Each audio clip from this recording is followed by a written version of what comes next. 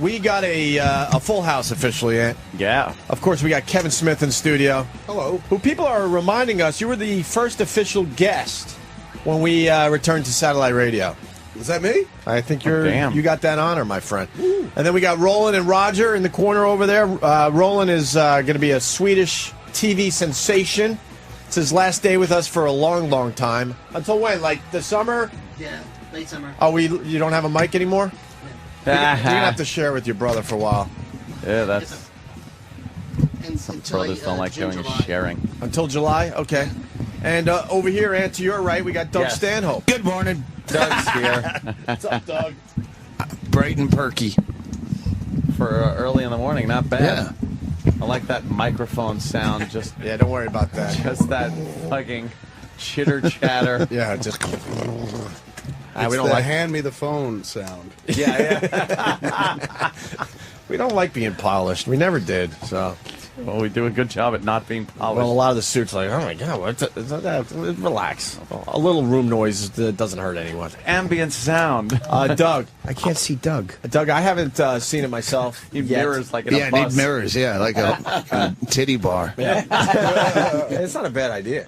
Ant just keeps raving about your special, and I still haven't Yeah, checked it it's out. really funny, man. Sorry, I thought you meant Ant, like the queer comic. Don't get on his bad side. He goes off. Sorry. Ant is awful. I don't think that guy's Stand funny him. whatsoever. Man. Oh, I don't get it. Yeah, no, if that guy was raving about my special, I'd feel bad. yeah. Ant was on Last Comic Standing.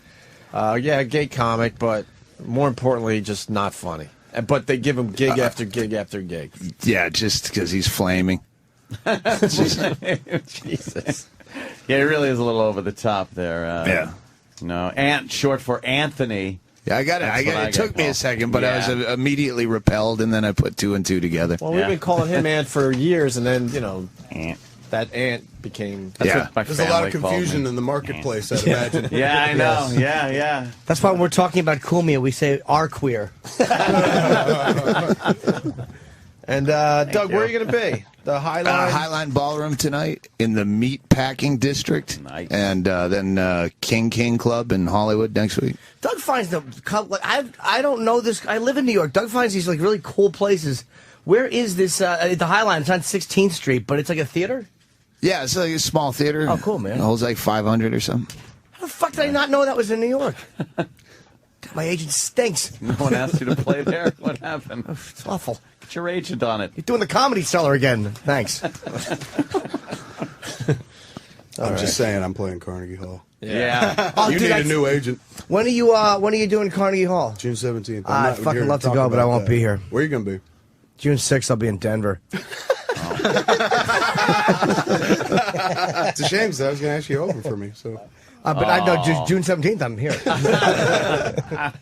And he would tell Denver to go fuck themselves in a second to course open I up for would. Kevin Smith.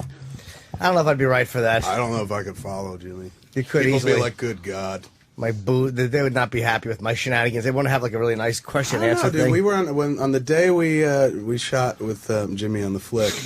We did everything that was scripted, and then I was just like, Jimmy, before we shot, I was like, if you want to write a few down, go ahead. And it was precious, man, because he steps up, does the scripted lines, which are just like raunchy enough, and then moves to his own material. And it was just, let me. I mean, it's on the DVD. I put it on the cut. Oh, did you really? I did, yeah. I haven't seen it because, much like Spencer Tracy, I hate watching my own work. And you're not a big fan of black people as well. Oh, was he? Oh, yeah. I think that was the rumor. Oh, he was wasn't one of it? those guys. I didn't know Like that. Ty I Cobb. thought that was the rumor. We know Ty Cobb was a naughty boy when Was he really? came to the. Yeah.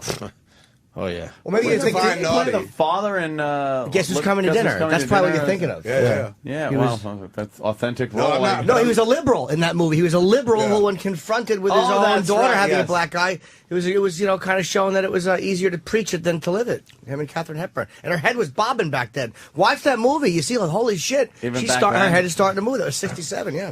Wow. And then, of course, you got to give out an awesome shout out to the remake, Guess Who, starring Ashton Kutcher. Remember? I did not see Bernie that Mac. one. Right. Well, Mac. they switched switched that one it. around and brought the white guy home. Yeah, that was so good. Well, must have been Because that's amazing. safer. Yes. They have to play it safe now. I'm going to join Ashton's Twitter. Doug, are you part of Ashton's Twitter nation, are you? I have not figured out the Twitter yet. You're not twittering or tweeting. You know they're not good ones. Hey, just came in Demi's hair. Here's a pic. If Twitter allowed you to get a little more edgy, then it would really take off. My brother is convinced Steve Buscemi is posting on Twitter. I swear to you, every 3 to 4 minutes, a new post is up from the name Steve Buscemi.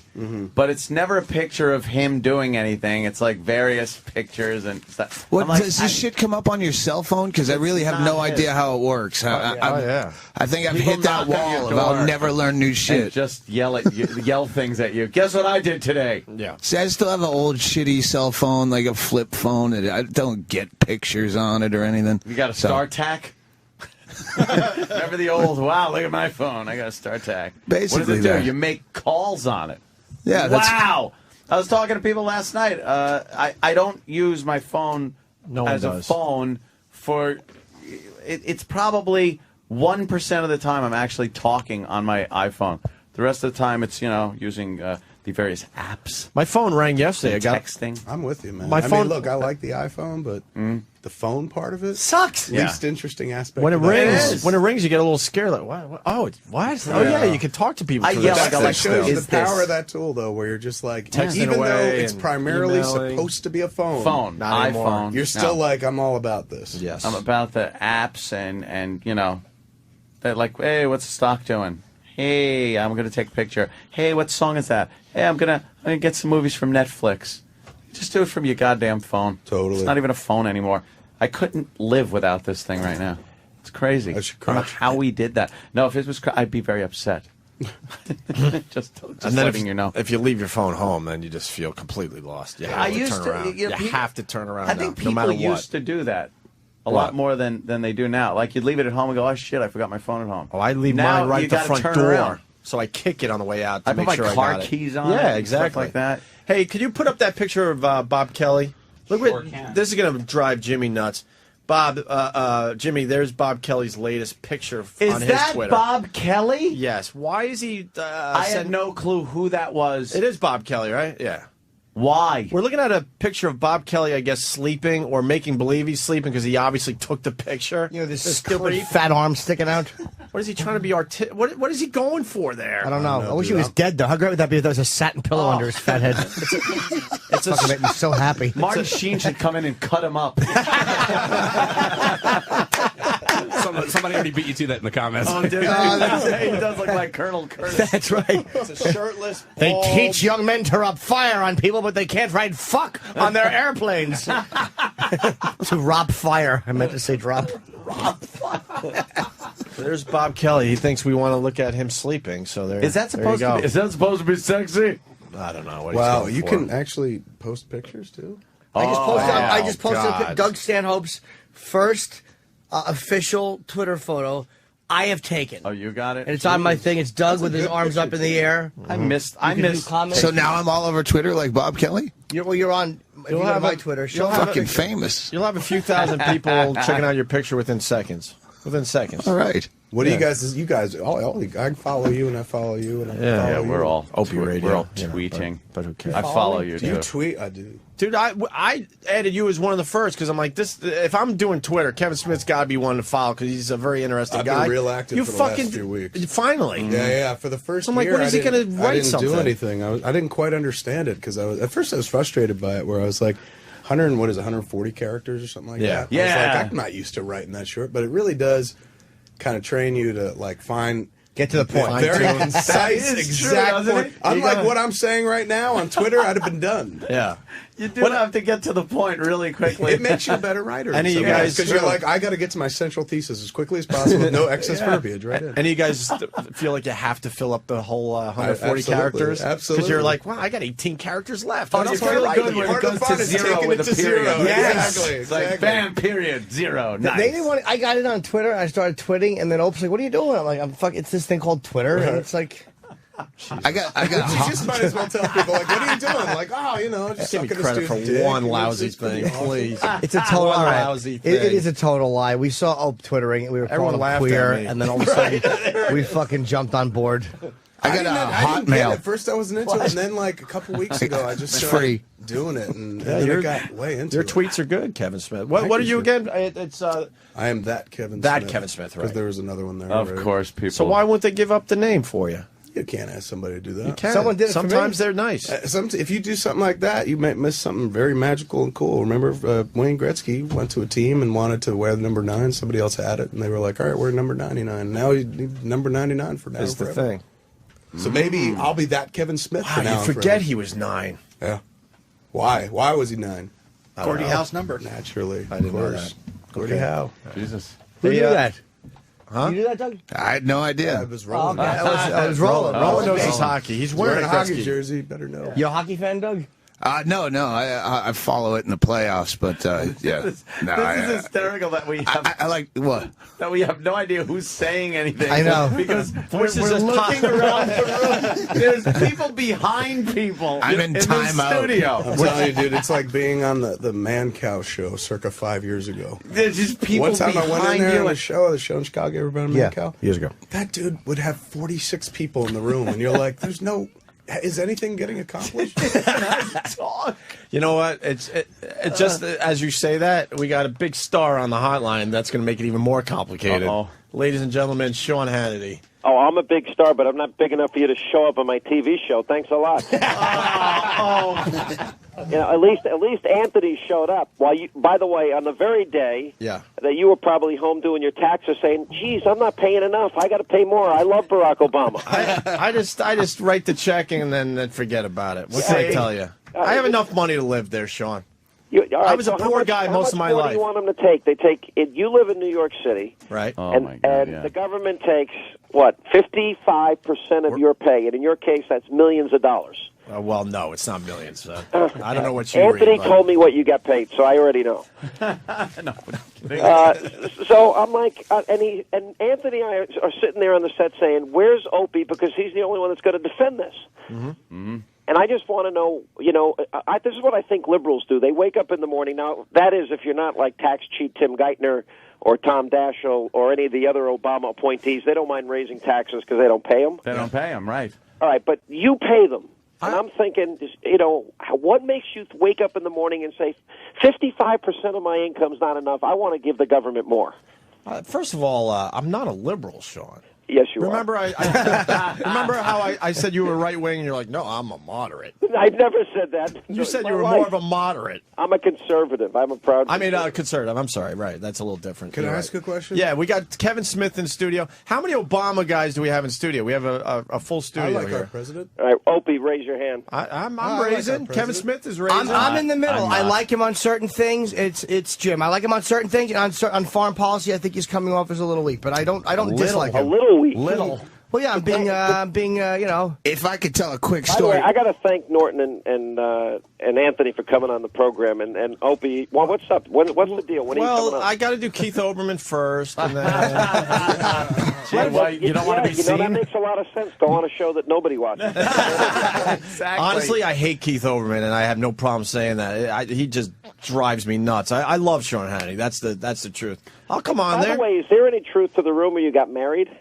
Yes. What the hell was she thinking? I've been married for what am I up to? Because Already? I 5 months? I met her when you were dating her, Yeah. Yeah. and she's way too good looking for you. Yeah, she's all right, man. Sean, I was watching your coverage there of the Tea Party down in Atlanta. It was unbelievable. Yeah, No, it wasn't. It looked. What? No, Neil Cavuto got caught making believe there was a lot more people at his tea party than there really were. Come on, Sean. No, he did not. No, You saw the video. I saw the video. There was a secret video made of Neil Cavuto going, how many people are here? And they're like, I don't know, maybe a couple thousand. And then he's on going, well, they were expected 5, but there's 2 or 3 times more than that here. He got caught, Sean. You know that. I saw the crowd at Neil Cavuto's, and Neil. By the way, Neil's one of my closest friends. He's a great guy. I can tell you this: the numbers were huge at his event, and I can tell you in Atlanta, where I was, no inflated numbers. There were over 20,000 people. And I will say this: Wow. Greg Gutfeld, Gutfeld from Red Eye, he pointed out a great point about how it's amazing how the media is really attacking and making fun of the protesters. It's the only case where you see that. It's like people are protesting higher taxes, and the media is really going after them, and yet you never see the media attacking protesters who really go out for ridiculous causes. Yeah, for example, and I had no problem with Cindy Sheehan out in Crawford, Texas, protesting. As a matter of fact, I ended up doing a pretty long interview with Cindy Sheehan, and personally, you know what? I like the lady. I don't have any problem with people expressing their viewpoints in the country, even though they disagree with mine. This woman lost her son. I mean, she disagrees with the war. She had every reason. Mm-hmm. Her son died for her right to say anything she wants, and I don't care if it's about me or about the president. And my heart goes out to the woman, and she's politically active and involved. But, if you remember a couple of years ago, we had, illegal immigrant groups, and they were taken to the streets. The liberal media went out there, and they gushingly and endlessly reported on it. Louis Farrakhan does the Million Man March, and the media goes on for weeks and weeks and weeks and months about that. And here you have moms and dads and people all across the country in hundreds of cities, thousands and tens of thousands showing up in some cases, and they want to ignore it, and they want to attack, people for showing up. I don't think they're understanding the mood of the country. People are fed up. They're sick and tired of bailing out banks. They're sick and tired of bailing out rich financial institutions, and they're sick and tired of paying half their income in taxes. Yes, the tax issue is huge, and it's not even the guy's first 100 days in office, and he's already got that many people kind of riled up about his policies. It definitely says something. Hey, can I say something? So yesterday we were talking about Obama's tax bill, and he's all rah-rah about taxes and stuff. But you got to think it hurt him even when he saw that he had to pay $855,000. $877 or something like that. By the way, what a cheapskate Joe Biden. And if you look at Barack Obama's past income tax returns, he only started really giving money to charity as soon as he thought he was going to run for president. Yeah. I mean, I can't stand these cheapskates. Biden is I swear to God, he made millions of dollars in 10 years, and he was like Bill Clinton giving his used underwear and like $3,000. Does he really make that kind of money? Because I always heard he was one of the few guys that didn't get rich off politics, but was that a myth? Yeah, no, well, he made, over a period of time, he made, significant millions, and I think the total was $3,000 that he had ultimately given over the entire 10-year period. Yeah. Wow. I mean, Opie gives that at, Scores when he goes there. I don't go to Scores. I'm teasing. Opie, I'm right just picking on you because you didn't show up on the show when we had invited you. How about this? I'll show up on the show if we could talk hockey or something. Well, by the way, did you see Anthony the other night? He did a great job. Anthony was amazing, and I saw that he was kind of your brother. You kept looking over to him like, I got Anthony, and it's good me and him against those two clowns. We kind of teamed up. Exactly. I saw that, and you gave Anthony the nice seat right in the middle. He had papers in front of him like he was a real newsman. A real newsman. He looked like a silent film star. But the fun part is when Norton comes in. I always get nervous, Norton, right? Look, I'm like, Norton, I watched your HBO special last night at 3 a.m. Just promise me that's not going to come flying out at any given moment. Sean does panic when I'm on, but it's like, I know I'm not going to curse. I did regular radio for too long. I know I can't drop any F-bombs, and I'm actually, I'm okay with it. I'm not going to curse. Sean, so my wife and I, one night, we wake up in the middle of the night, and they're replaying your stand-up on HBO, and we're watching it, and my wife, usually won't laugh at sort of like really blue humor, but she's cracking up, and she goes, "Isn't that the guy you know?" And I'm like, "Yeah." And it was real. You were really being hardcore. Yes. And then she turns to me and she goes, "He's funny." Oh, thank you. So it was interesting to get a reaction. And thanks, man. I bet you that bothered you a little bit, right, Sean? Not at all. What's up with my wife? He probably looked at her like, "Why are you laughing at this animal?" Yeah, exactly. Hey, we have Kevin Smith in studio. He was trying to get in on this there, Sean. Hey, Kevin. Hey, Sean. How are you, Mr. Hannity, Good. I should say. Hey, my question, as a political pundit, how much pussy do you get? I know you're married, but I mean, does that help with the wife? Is the I wife can't like... hear his mic is off. Yeah, see what happens with Sean. He's brave to go after us with, I see it as a marital situation of like, come here, because Hannity wants to comb, and just gets in there. And I would imagine if I was doing his job, my wife would like me a lot more. Yeah, Hannity, Sean. I should just say Sean. The new format for the show is really good. It's going very well, and one of the things we did with the Great American Panel, Look, we do the hard news at the start of the show, and we designed it that the show would sort of get lighter and more unpredictable as it went on throughout the hour. And one of the things that I wanted to do was add new faces to cable TV. I mean, because we see the same people all the time. And by the way, a lot of them rate, they do well. People want to hear from them on a regular basis. But also to add other voices that you're not going to hear anywhere else. I mean, you know, Anthony's on, and Jim is on, and we've had Imus on, and we've had Deirdre Imus on, and, you know, a whole list of people. We've had Meatloaf. Last night we had Rascal Flatts on. We had Billy Ray Cyrus on. We're just trying to put on people that you may not hear on a regular basis on cable, and the audience likes it. The ratings have been real good. Yeah, it really is. I like the new studio. It was a lot of fun. And I did get a call. I will be doing the show again in July. No, you scored. We got good ratings yeah. with you, Mr. Anthony. That's fantastic. Good man. ratings. I kept saying I couldn't figure out his last name because it's always Opie and Anthony. Yeah, I know. And now you had to use I'm like, how do you pronounce this thing? You're on in July with that. Yeah. Cool. I'll be on in June. All right, Jim. Well, although Anthony we did the Miley Cyrus issue. Yeah. Jamie Foxx.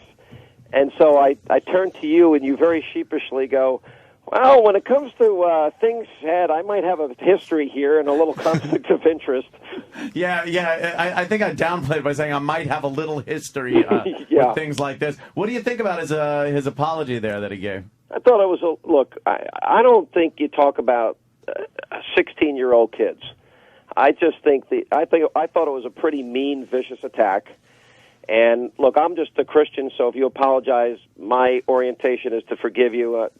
I thought Billy Ray Cyrus had it right when he said he has a 14-year-old daughter. How would he like it if people were saying that about his daughter? Yeah, I did hear him say that, and does put it in a different perspective. I don't think people ought to get fired, but I know that if it was Opie and Anthony or if it was Don Imus, they would have been fired. Yeah. If the situation was reversed, especially with the racial epithets that were kind of thrown around there in the room. Look, there's a prominent morning host, and I'm not going to sit here and mention names. I have a tape of him. Do you remember that girl? Her first name was Bethany, and she was a 12-year-old girl out in Hawaii, and she had her arm chopped off. By the shark. The surfer girl. Yeah. The girl Right. was the surfer. You know the song Jack the Knife? Yeah. All right, so this morning show... literally Jack the Knife or Mac the Knife? Yeah, Matt, whatever. By Bobby Jack Darin. the Knife, whatever it is. Yeah.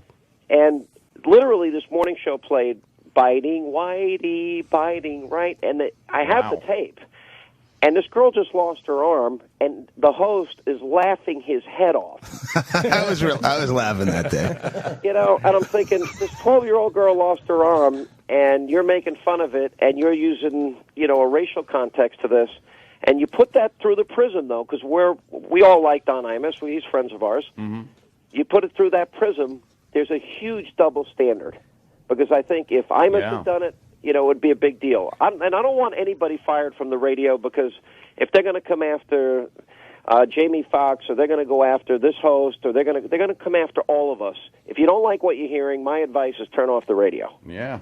But it's amazing. It's amazing how defending like freedom of like unpopular jokes and stuff has become very selective. And it's not this persecution thing. It really is like if you're a white guy and you say certain things, it's safe to attack you. That's all it is. If you're black or you say something about white people, it's just not safe to attack that on a racial basis. So people lay off. Yeah. Well, we raised the question the other night and we had. In the middle of the whole Imus controversy, we had a debate between Bernie McGurk and Al Sharpton, and I had actually debated Sharpton at the National Action Network around that exact same time, and I came in with a list of things that Al Sharpton has said throughout his career, and I had the tapes with me to back him up. You have a lot of tapes, don't you, Sean? Yeah, I say tapes. I get proof, you know. I got tapes of Opie. That's why he won't come on the show. Well, what happened when you had the tapes of Sharpton? Did he address what he had said? Yeah, well, I mean, he called the former mayor of New York, Dinkins. He used the N-word repeatedly in describing him. Yeah. And he talked about, quote, Greek homos and all this other stuff. And, you know, he had a lot of... Then why do you keep having him on TV? Why are you giving him credibility? So that guy is so... Why do I have you guys on TV? That's Doug Stanhope. Doug Stanhope. You wouldn't have heard of me. Well, I'm sorry. comedian Doug Stanhope. I'm a guy over in the corner by the trash can. Yeah, we put him by the garbage can. You know, but Doug Hey, makes. by the way, I do remember a particular Opie and Anthony moment where you had girls in a barrel and you kept pouring things on them. Yes, it was the 55-gallon drum challenge. Do you have a tape of that, too? Oh, no, I don't have a tape of that. That's for his personal collection. Hey, who won the debate between McGurk and? Because I love Bernard McGurk. I think he's Reverend Al brilliant. got him. Well, you know, Unfortunately. I thought they had a great exchange, a good back and forth. Yeah, but I think. But look, if Al Sharpton were consistent, Al Sharpton would be demanding that Sirius XM. I think that's where Jamie Foxx made the statement, right? Yeah. I think he would today be demanding that he be fired. Yeah, What was Reverend Al sucks. Sharpton's argument? Was it we as the consumers have a right to say that our dollars go to support this and that? Was that the angle he took instead of the fact that it's a double standard? Don Imus apologized, and he apologized profusely. And what too much. Sharpton in that case was doing was demanding his firing. Now, I thought that after Imus apologized, I thought, all right, if he means it, let's move on. People can make a mistake if you're on the radio 3, 4, 5 hours a day. And by the way, that's my position on Jamie Foxx. He apologized. Whether you think it's sincere or not, it doesn't matter. If he doesn't do it again, I don't think he should be fired. But the difference is Al Sharpton's not demanding his firing. Yeah, exactly. Well, that's been Al Sharpton for his whole career. And if you bring up things that he said in the past, he will say, "Oh, that was my, I was young and stupid, or I said this. Yes, I did. I would never say that now. It was a different time." He's got excuses for everything he said. Let's go to Kevin Smith. For those of us in the room who are completely unfamiliar with what's going on, I was just going to ask the same thing. I Thank have you. no clue what's going on. I haven't heard this story. Jamie Foxx Jamie- got in trouble? Yeah, he was talking about Miley Cyrus on his show, and because she had tried to get to meet Radiohead, and Radiohead were dicks, and they said no. So Jamie Foxx on his morning show and his co-host, they were making fun of Miley Cyrus, and I think his co-host is a black woman, and she's like, they're like, "Who's Miley Cyrus?" She's like, "Oh, that white bitch." That little white And then they were bitch. making fun of her big gums. I didn't think Jamie Foxx said anything out of line, but it was his show, and he takes the hit. And he was saying that, look, he was making fun she should make a sex tape and grow up already. Well, Jamie Foxx said that she needs a gum transplant. A female voice on the show said that little white bee. Yeah. And tell him the chlamydia line, Sean. That's a really good one that he had. A really good He said, one. but he did I say just want to something. hear Sean Hannity say it. He said Jamie Foxx did say she needs to make a sex tape and grow up. Get like Britney Spears and do some heroin. Yeah, get chlamydia from a bike seat, like. Right, which is a great line. And what it was played was like I missed that one, Jim. he did say that. He really did say that, And the point was, like, I had no problem with it as a comic, but the point was, like, why are people, like, when the woman's like, "Oh, that little white bitch," like, if there was a morning show host, we were talking about, say, like, one of the Cosby kids, who is that? Oh, it's that little black bitch. That and little blah, blah, blah, blah. pickaninny. Yeah, You'd but be- You know what you'd be the difference is crucified. here? you'd be fired. And Imus I thought was pretty stand up about it. And he said, where I made a mistake is that those young women at Rutgers, they're not in the public eye, and they didn't deserve that. Miley Cyrus, all right, she may be in the public eye in one sense, but she's still just a 16-year-old girl. And by the way, a really talented one at that. She's a 16-year-old girl that probably would have never heard Jamie Foxx if you guys weren't blowing it out of proportion. That's the thing. You just sit here listening to it, going like, and I hear what you're saying in terms of Jimmy, in terms of like, well, if you said black bitch, everyone would go crazy. But Right. who cares? Well, do you know how why I- not be better? Why not be better than Al Sharpton? Just say fucking nothing and move on. It's like, wow, somebody called 'Cause when you say Miley Cyrus nothing- a fucking name. Who gives a shit? Because when you say nothing, it's looked at like you don't care about the double standard. But, Like, who does care? Like, why do you I want to kinda justify care it? because We I can don't get want fired for to it. get my ass thrown out of here because I said something racially insensitive Right. when other people can say it with impunity. I know, but you know what you have to do to protect your job. Who gives a shit what he's doing over there? You know what I'm if- saying? Like, but who I would cares love what to they're be saying? able to throw maybe a couple of off-color jokes around I the think room. you throw plenty off-color jokes around this room, sir. I have Kevin to listens to the tiptoe show. through the tulips. Hey, you I know wanna- what, I I wanna have go a back to bell. Yeah, that bell. I want to go back to Doug Stanhope because he made a good point. My brother emailed me, Sean. We were talking about this yesterday on our show. His 9-year-old daughter heard about the Miley Cyrus thing, not because she listens to Jamie Foxx's radio show, but because the media has been playing it over and over again for the last 3 or 4 days, and now she's asking questions. And my brother's a cool dude. He's like, whatever, say whatever the hell you want. He's more frustrated with the media replaying the controversial comment. Where do you stand on that? Get the numbers on Jamie Foxx's listeners and see the odds of Miley Cyrus being one of them. Yeah. I think one of the reasons is because we make you can't have a case where you guys are getting in trouble for the things you say on the radio, which, by the way, you're probably about due. It's been a while. Thanks. You don't think we don't know that? It's always in the back of our head. And the second thing is, if it's going to be a big deal for one host, I think the standard's got to apply to everybody. Now, I'm pretty consistent. I don't want anybody fired. But don't you think the media helps blow this thing out of proportion by replaying the thing over and over again? And Like, also, if it wasn't Jamie I can't Foxx, stand Alec Baldwin. When that tape of Alec Baldwin came out berating his own daughter, are you saying that we shouldn't have played it? well, yeah. Is it news? Is that Yeah, I am news? saying that. It's a But news am I in show. touch with America by knowing Alec Baldwin yelled at his daughter? Justify that. yeah, but Well, I mean, that's just weird because but you're it's being dragged into like in the middle of an ugly family argument where you're like, oh man, I feel dirty hearing this. Like, I kinda so like he hearing so it. he It lit was- off. it was fun. He lit off. It may be improperly at the moment, but like, who hasn't fucking done that? Who hasn't said something to somebody where like, fuck, I wish I could take it Have back. you ever said that to your 12-year-old daughter? I might one day, Sean. I'm getting ready. I put together a speech I got in my Called her a back little pocket pig. for all times, just in case. I'm like, here's my Alec Baldwin speech. Listen to me, you little pig. I don't know whoever's speaking back there. They're off mic. I don't know. You guys probably do that on purpose. No, I swear. We're getting used to the new studio here. It's only the third, fourth day, something like that. Well, I think one of the reasons of pointing out Jamie Foxx is, again, I certainly don't want to see him get in trouble, but it does point out the hypocrisy of other people getting in trouble. Yeah. And Imus, everyone didn't hear Imus's comment. That came to light because Media Matters That's right. pushed it. And Blew it Media out. Matters would never, ever push for Al Roker's firing after he said what he said about epilepsy. They would never push for Jamie Foxx. They're a completely biased bullshit media watchdog group who goes after. We're in the group that they would go after. So it's in our interest to have hypocrisy pointed out. I think that there ought to, in the one sense, there's an unwritten rule, and I think you got to stay after or stay away from.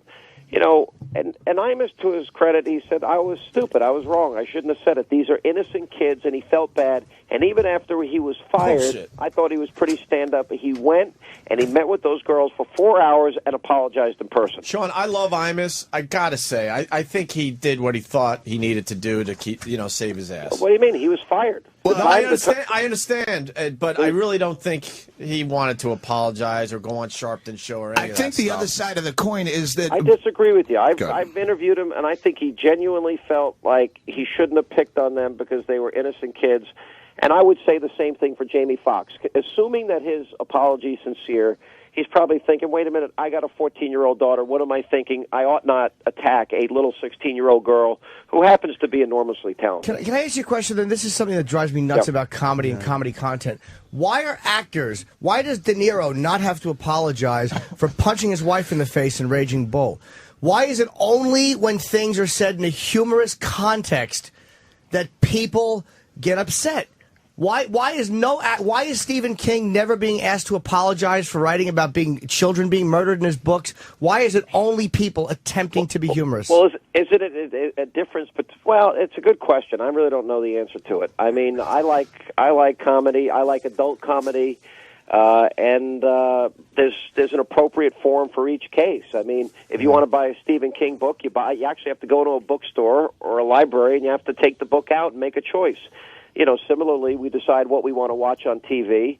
I'm all for parental control of everything, even the radio. I think the parents, don't want their kids listening to certain stations. Don't let them listen to certain stations. But I think if society's going to decide that we're going to fire one group of people because of what they say, then when somebody else says something that's similar, it's going to make news. That's just the reality of the world we live in. There are people that monitor you guys on the radio every day in the hopes that you're going to do something stupid, say something stupid, and they probably want you off the air. Probably more so when you were doing terrestrial radio. Satellite is a little bit more free form because people have to actually pay for the service. For now. Well, by the same token, the stuff that doesn't get you fired but gets you close to fired gets you publicity and gets you to number one. It is absolutely, and people in radio and TV purposefully seek that out. Many of them do. I'll be honest, in my career, I don't do that. I feel I can say everything I need to say, want to say, and Bombast comes into your career nowhere. What's that? Bombast, you don't use that at all. Well, occasionally, let's say a little bit of hyperbole. Well, with your new format, Sean, you might get yourself in trouble because you're doing some comedy and stuff like that. You watch. You know what? You watch. Listen, Opie, I don't doubt it for a second. And the sad thing is about America, where we supposedly celebrate free speech. Right. And that's why I'm saying I don't like what Jamie Foxx said. I thought it was mean. I'm glad he apologized, but I don't want him fired. Any one of us that are in the public eye, and any given minute, can find ourselves under one of these controversies and people demanding that we be taken off the air, or they could do it subtly and they can target our advertisers, and that's just another way of backdoor censorship because they don't like what they're hearing. I mean, you have no idea, for a conservative radio talk show host, we have these losers that sit around in their underwear in the basement of their house all day long. And all they do is monitor everything that Rush Limbaugh says and Mark Levin says and Sean Hannity and Imus and you guys. It's I think they need to get a life first of all. But that's I'm doing this show in blackface. I can't get arrested. Yeah. Hey, Sean, isn't Obama being the president good for business for you? People were asking me that, like, before the election. They'd say, well, wouldn't it be better if a Democrat was elected? And, my answer was I love my country more because I always believed from the beginning that Obama was a phony, and I think he was far more radical than he was letting on. And I think now we could probably look back in retrospect is that he had a lot of good speechwriters. He's a pretty good teleprompter reader. He has a pretty charismatic personality. I don't think he speaks that well off the cuff, and that's why that one moment when he said spread the wealth, people thought that was a little bit of a revelation into how he really felt. But for me, and I think one of the reasons Obama was attacking me so much during the campaign, and he literally mentioned me 10 or 15 times, because I don't think you can sit in Jeremiah Wright's church and not share the views of Jeremiah Wright. Of course. I don't think you can start your political career in the home of Bernadine Dohrn and Bill Ayers, people that are not sorry about bombing the Capitol and bombing the Pentagon and bombing New York City police headquarters and not share their views, especially when you give speeches with the guy and you sit on boards with the guy. So I think we're now beginning to see his radical agenda, and I think it drives him. Can we talk about, like, on CNN right now, it says new developments. Overweight flyers face double charge. Oh, United Airlines is charging them, yeah. You are shitting me. No, for 2 seats. I am fucked, dude. How am I going to get any place? You fly first class. You don't fly coach. It's probably mostly coach. It's just coach? You can't lift up a first class seat and put people in. It's for coach. Good point. All right. Whew. All right, back to Sean. I'm sorry. Go ahead, Sean. Hey, Sean, Big breaking news here on the Opie and Anthony. Yeah, to me, that was way more interesting than the Jamie Foxx controversy. I'll tell you that. your radio show get a little bump with Obama being the president? Ratings, to be honest, for the last year, we've actually had record ratings for the show. That's going to change. In this economy? Yeah, honestly, no, we really have. We have we had our best year ever starting in late 2007, 2008, and it's continued through now. I mean, and very consistent around the country. That's going to change when we make our announcement next week. Sorry, but you've tried that for the last 4 years. I'm sorry. The big announcement next week. Hey, isn't it funny too how I get such a kick out of how people attack? Like, I know a lot of people don't like Fox News, and they go after the conservatives, like everyone's restricting free speech. And if you look the last X amount of years, it is mostly the left that is bitching and hard. Like, there was not one liberal group that came out and defended Imus because he said something unpopular and was being fired for it, and there was not one liberal group that said, look, what he said sucked, but you can't fire the guy for it. None of them. Well, just the opposite. They were demanding his firing. Yep. And, I'm surprised you think, Opie, that he wasn't sincere. I thought he was sincere. I don't think he was sincere. He felt like he was just trying to save his job. Yeah, I kind of know Imus a little bit. We go back and forth. When you start talking about free speech in a private marketplace, it's fucking whoever, ABC or whoever he worked for, it's their prerogative to be able to fire him whenever the fuck they want. It's not a question of legal free speech. Like, he's not going to be thrown in jail. I'm talking about, but if you hold over someone's head their job, if he did an FCC violation, But what he did was, in the context of his job, he just said something that was unpopular with a small segment of the population. And if they fire him, he comes to XM Radio and gets paid $12,000 a year, whatever they have left. So yeah, that's you can't hold the. But It is a Doug, free the other, speech issue. the It other part of the absolutely is. story, though, too, is very important. We're hired to do the type of show we do. Sure. And everyone understands that in the room. And as long as you follow the FCC guidelines, which we have, and got fired for anyway. But all of a sudden you're they'll- not they'll- fired by the government, so you No, can't throw but in that's- free Yes, speech you as though it's. can. Yeah, but wait a minute, But- Opie. You wait, but I just want to make this point. The bosses, when it gets a little tough, they kick you out the door when they fully are aware that these type of problems might happen because of the show they hired you to do. No, I understand Well, your I would bosses say are that- douchebags. Yeah, I'm not because arguing that. it's not about- I just hate it's when not about the FCC. The Constitution is thrown Doug, into it as though it's. But just Doug- because they're not putting you in jail doesn't mean it's not a free speech issue. It is a free speech Yeah. issue when you're doing your job But and you that's offend people. it's almost like a heckler when you go, "Hey, I got freedom of speech." You don't know. You get thrown No, out but of my fucking a show. heckler is doing something he's not supposed to do. Imus was doing something under the context of his job, and he was doing something correct. And all hecklers Followed are all the thrown out of rules. comedy clubs. Follow A the heckler- FCC rules. That's all we used to have Yeah. to worry about. But All now right. you got to worry about the special interest groups with their letterhead and some of these bosses that you learn have no fucking spine in the end. Yeah, no, And that should I stick agree up with for their you. guys because in the end, Ant talks about this all the time on our show. Yeah. These boycotts never work in the end. Just hang in there. Lenny Bruce, I know, everyone said Lenny serious. Bruce's free speech was attacked because he was thrown in jail. Right. But just because you're not thrown in jail doesn't mean that they're not going after your right to say what you want to do. Because if they're threatening to remove your job because you said something that offended a segment of the population, which did not go against what you signed on to do, then they're attacking your free speech. And by the way, Jimmy and I are sort of making the same point Yeah, from absolutely. different angles Yeah. because they are still going after free speech. They're just doing it differently, and Yeah. they're a little clever about it through the special interest groups. And yeah, where were people defending his right to say something unpopular or something that bothered Right. people? It drives me nuts. Right. Not the left. No. Well, let me ask you this, Opie. You don't think that the whole St. Patrick's sex thing went too far? We shouldn't have lost our jobs, though. It was technically that wasn't an FCC violation. Right. I mean, it was offensive. It offended people. They got on the phones. They called our bosses. Whatever it was. But as far as an FCC violation goes, it wasn't one. Yeah, Sean, you'd be surprised. I got my morals and I got my values, but when it comes to the radio show, we're here to make people laugh, entertain them, and maybe do some thought-provoking stuff. No, I got what you're supposed to, and that's what's I mean, made you popular. Look, and that's what's made you popular over the year. I don't worry about my morals and values when I'm doing a radio show. Because in the end, we're trying to just entertain.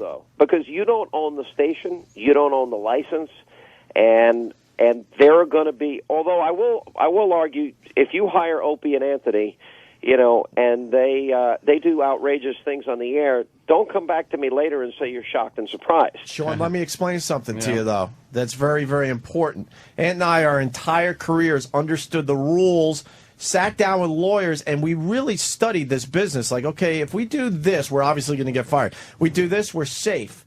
Right. When the St. Pat's thing went down, we had no idea, and this is where we went wrong, that the rules were changing right in front of our eyes, and we didn't see it. No one got fired for those type of stunts ever. And if they did, they turned around and made like twice as much money within a month. And more importantly, that was a sponsored event that the lawyers were aware of and the station management was aware of and signed off on. So that's why the show should have been fired, because they gave the okay for the contest in advance. Well, the station, then they bear as much culpability as you guys do, if they were especially in the loop and knew everything that was going on and knew that these couples would do that. Now, with that said, I don't remember how this finally ended up for the couple that was involved. What happened to them? Well, Yeah, the one guy died. one died, yeah. One guy died. How'd he die? Heart He, attack or heart drug attack. overdose? Yeah, I don't know what it was. Bolt of lightning. He had some issues. You know, he was a good dude. They were whatever. I mean, it was tragic. But you got Sean, it was wrong. I fully admit that it was. It really bothered a lot of people. It insulted a lot of people. Yes. You told Absolutely. me once that it bothered your mother. My mother? Didn't you say your grandmother? No. It bothered a lot of my relatives. My parents have always been. Well, my dad's gone now, but they were always supportive of what I did. Right. They were a little bothered, but they. But the station shouldn't have fired people because they said okay first. It was almost like if the show had just done that off the cuff and said, hey, let's send people out to bang each other in public. But they knew in advance. It was called Sex for Sam. It was also the third year of the contest. So when the entire company, including the lawyers, it's funny how the lawyers weren't fired. The lawyers who signed off on it, and the sales management team that went out and got the money for the sponsorship, they weren't fired. So they actually sold sponsors. Oh, absolutely. Yeah, and it was the third year of the contest. But Sean, so you guys basically took the hit for something that everybody was involved in. Boy, did we. But Sean, I think the point we're really trying to make is we don't really feel, responsibility when we're doing our show, and our morals and values, for the most part, don't come, are part of what we do. The guilt comes but wait with a that minute. long walk to the car after the show. Sometimes you leave here and it's a bright sunny day and you feel like a complete, degenerate. Piece of crap. But I look at it this way. I really believe that we're making a lot of people happy on a daily basis. And it's more. You've got to live with yourself. No, and I have no problem with that because I think there's a much more of a positive feeling out there as far as our show goes than a negative one. So why can't you do Hannity's show? You're very passionate about this stuff. You should do the show. Well, I'm going to. I'm gonna kick Sean's Barack ass. Obama's #1 fan now joining us. See, I'm not paid more in taxes. Sean, I'm not a fan of government, and I'm not a fan of politics. Did I like Obama better than McCain? Absolutely. But do I like either guy where I'm going to rah? No. Sean, I think the whole system I think you're probably in that sense apolitical. I would agree with that. But but it's interesting because for people that know Anthony, and I know he wants to talk more about the issues than say Opie than you do, but Anthony's surprising, and I don't mean this as a backhanded compliment, but if you meet Anthony from the radio show, you don't think it's a guy that is as well versed as he is on, every little nuance in terms of the political scene. But he is. And I actually found the same thing when I met Howard. Howard was the same way. I mean, he is about as engaged and involved, in a pretty deep thinking, political guy. Is Howard? I don't even know. Is he an Obama guy? I don't think so. He was always more libertarian. Yeah. Okay. I wouldn't. We kind of know that from the past, but who did he support in the election? I don't even know. I don't know. I don't think a lot of Republicans weren't happy with John McCain. I think John McCain was a little too moderate. You guys blew it with McCain. Sorry. And I would have preferred a stronger conservative myself. I think Obama's going to pave the way for one to emerge. I don't know who it's going to be yet, but. Sean, I actually disagree. I think that McCain, his age hurt, but I think him being a moderate, because Bush was seen as so religiously conservative, which actually bothered me. I didn't like I felt he was way too religiously conservative.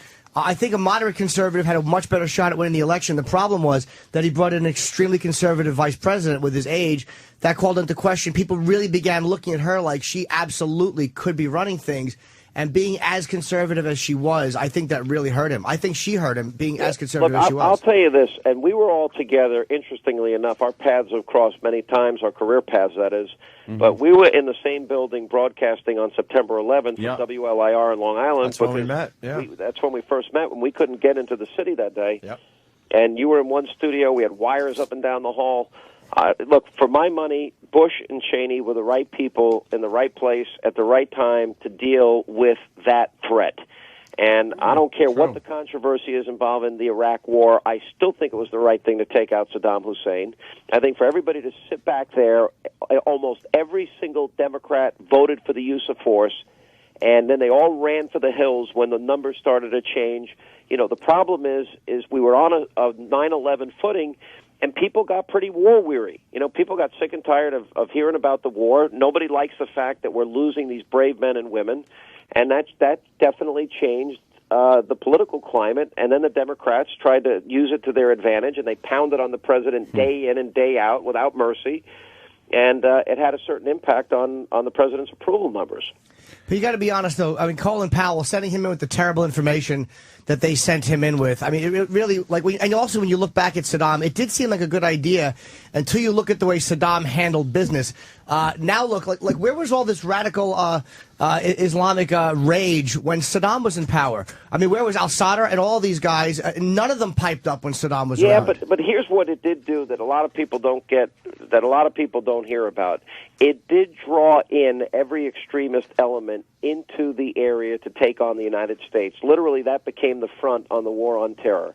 And in that sense, by especially adopting the surge policy and plan, where they would go in, they would take out these radicals. And remember, Iran was fomenting this, and you had other outside groups fomenting this, and Al-Qaeda was sending their troops in there, and Syria was sending troops and weapons in there. I mean, we literally cut out a big part of the underbelly that would otherwise have been plotting and planning the next attack. Here's the reality. These guys that buy into the sick fanaticism, they haven't gone away. We have defeated a large portion of them, but you're always going to have evil with you. And it's like Ahmadinejad, the idea that, I think this president wants to sit down with a guy that denies the Holocaust occurred and wants to wipe Israel off the map, or Kim Jong-il who's firing missiles over Japan on the day that Barack Obama says we're going to unilaterally talk about disarming this country, I think, is obscene. What do you think? Is Israel going to whack out Iran's nuclear reactors? I think Bibi Netanyahu, one morning we're going to wake up and he's going to have taken out their facilities. Absolutely. So you're saying that's not going to cause a problem. You're saying the leader of Iran should be fired for one bad joke about the Holocaust? Is that what you're saying? He actually wanted to study the issue as to whether it occurred with all the obvious evidence. My favorite clip, as far as he goes, is denying that there's no homosexuality in Iran. At Columbia University, and everyone just openly laughed at the guy. Well, he is a bit of a lunatic. So. Hey, were you surprised? I was surprised when Ahmadinejad spoke at Columbia. I thought, like, oh, great, these dumb liberals are letting this guy speak, and then the Minutemen get booed at Columbia, but they're letting this guy speak. And I was kind of surprised. What is the guy's name? Is it Bollinger, the guy who runs Columbia? Yes. Were you surprised at kind of the way he really he kind of embarrassed the Iranian president? He really smashed him. Look, I think he embarrassed his university. I mean, I'm all for free speech, but there's certain people you don't have to invite. And a guy that denies the Holocaust, and a guy that is threatening to wipe Israel off the map, and a guy that's seeking nuclear weapons, it probably is America's number one enemy right now, because if he ever gets them, why would we doubt at all that, he would work with or align himself with some terrorist group and use them? Here's the reality. If we look back at the last 100 years of human history, I mean, hundreds of millions of people have been slaughtered. Evil does exist. And the thing that I worry the most about is that I think, by adopting the European socialist appeasement mentality, if America doesn't stand for liberty and freedom, as it has defending Europe against Nazism and fascism, and we beat back totalitarianism and communism, and now we're battling terrorism, if the U.S. doesn't take the lead role, then I see the world sinking really fast into a dictatorial state. I really do. And freedom, look, the freedom that we have, we're arguing about what we can say or not say on the radio. The argument's going to be a lot deeper, as it is in many other parts of the world, where people, if they said half the things that you guys said on a daily basis, they'd have their heads chopped off. Mm-hmm. Quite literally. Yeah. They'd start with Opie first, of course. Why do you got a problem with me, Sean? I'm just teasing you. When are we going to hang out at F.H. Riley's and have a little beer or something? I'd love to. I got an observation about Sean that needs to be made. Oh, boy. I think secretly he wants to be kind of like a shock jock. I really do. No, it's not. I really do. Maybe not as crazy as Ant and I and Jimmy get, but I have a feeling there's a little twist in his personality. I know. I a little bit. I like good radio. I like talented people. Yeah, we're really talented. You know that. Well, that's why I like Norton on the show. Hey, what do you look? I have to stump for my friend over there, because obviously you and O'Reilly are the two big guys, and Beck is very big at Fox. But our friend Gutfeld, are you ever going to have Greg Gutfeld on? He did not ask me to ask you that. I'm only asking because he does. He's he's been on the show before. Oh, has he been? It's been a while. He hasn't been on the new show, but I've had him on before. I like the guy a lot. He's very funny. He's a funny dude, man. really I want to is. see Red Eye stick around because they have me on a lot. And you know what, Sean, I got a great liberal that should be on your show for real, and Jimmy would probably back me up. Brother Wee's my mentor in this business. Oh, I know this guy. He's where He is a great debater. And he's also Yes. a Vietnam vet liberal. He's not some dumb politically correct guy. He's an old school He government did hater. 2 or 3 tours in Vietnam. Right. Where does he broadcast out of? He's out of Rochester, but he'll get on JetBlue tomorrow if you were going to have him. I'm telling you, for real, he would give you some good TV. Listen, we're just looking for good people with smart opinions, and I don't care where you stand politically.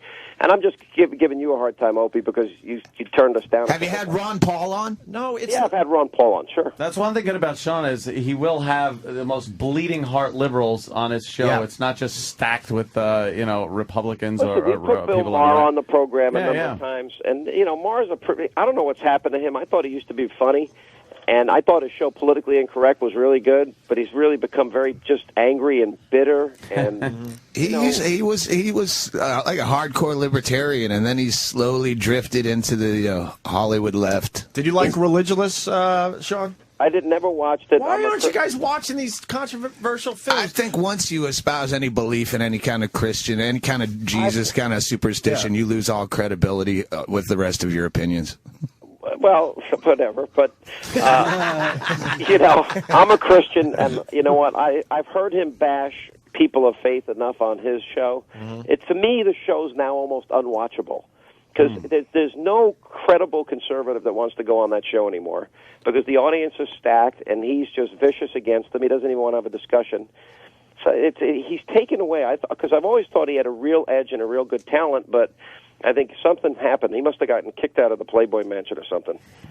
Because Sean, you said you identify Christian. Is it anything more specific than that, or just Christianity in general? what, in terms of my faith? Yeah, what denomination? Well, I was raised a Catholic. I mean, I still take my kids to Catholic Mass, and Right. I just believe that Jesus Christ is the Son of God and the Savior of the world. That's all. Do you go to church every Sunday or no? Most Sundays, yeah. And you go?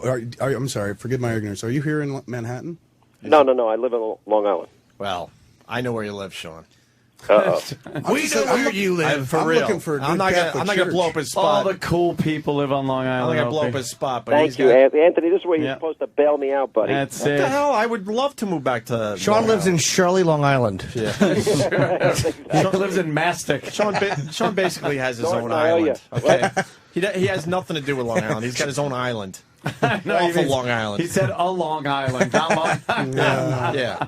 That's great. As long as it's not Now Fire you've sent- Island. Now you've sent every left-wing psychopath to my house. Yeah, exactly. You kidding me? By the way, while you're on, I was supposed to do Red Eye on Thursday, but Yeah. I think it's a good I time got to to put you plug on this. hold 1 second. This is a very important call. Oh, big call. Hang on.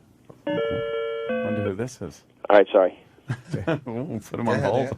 I wanted to do Red Eye, but Thursday, Yeah.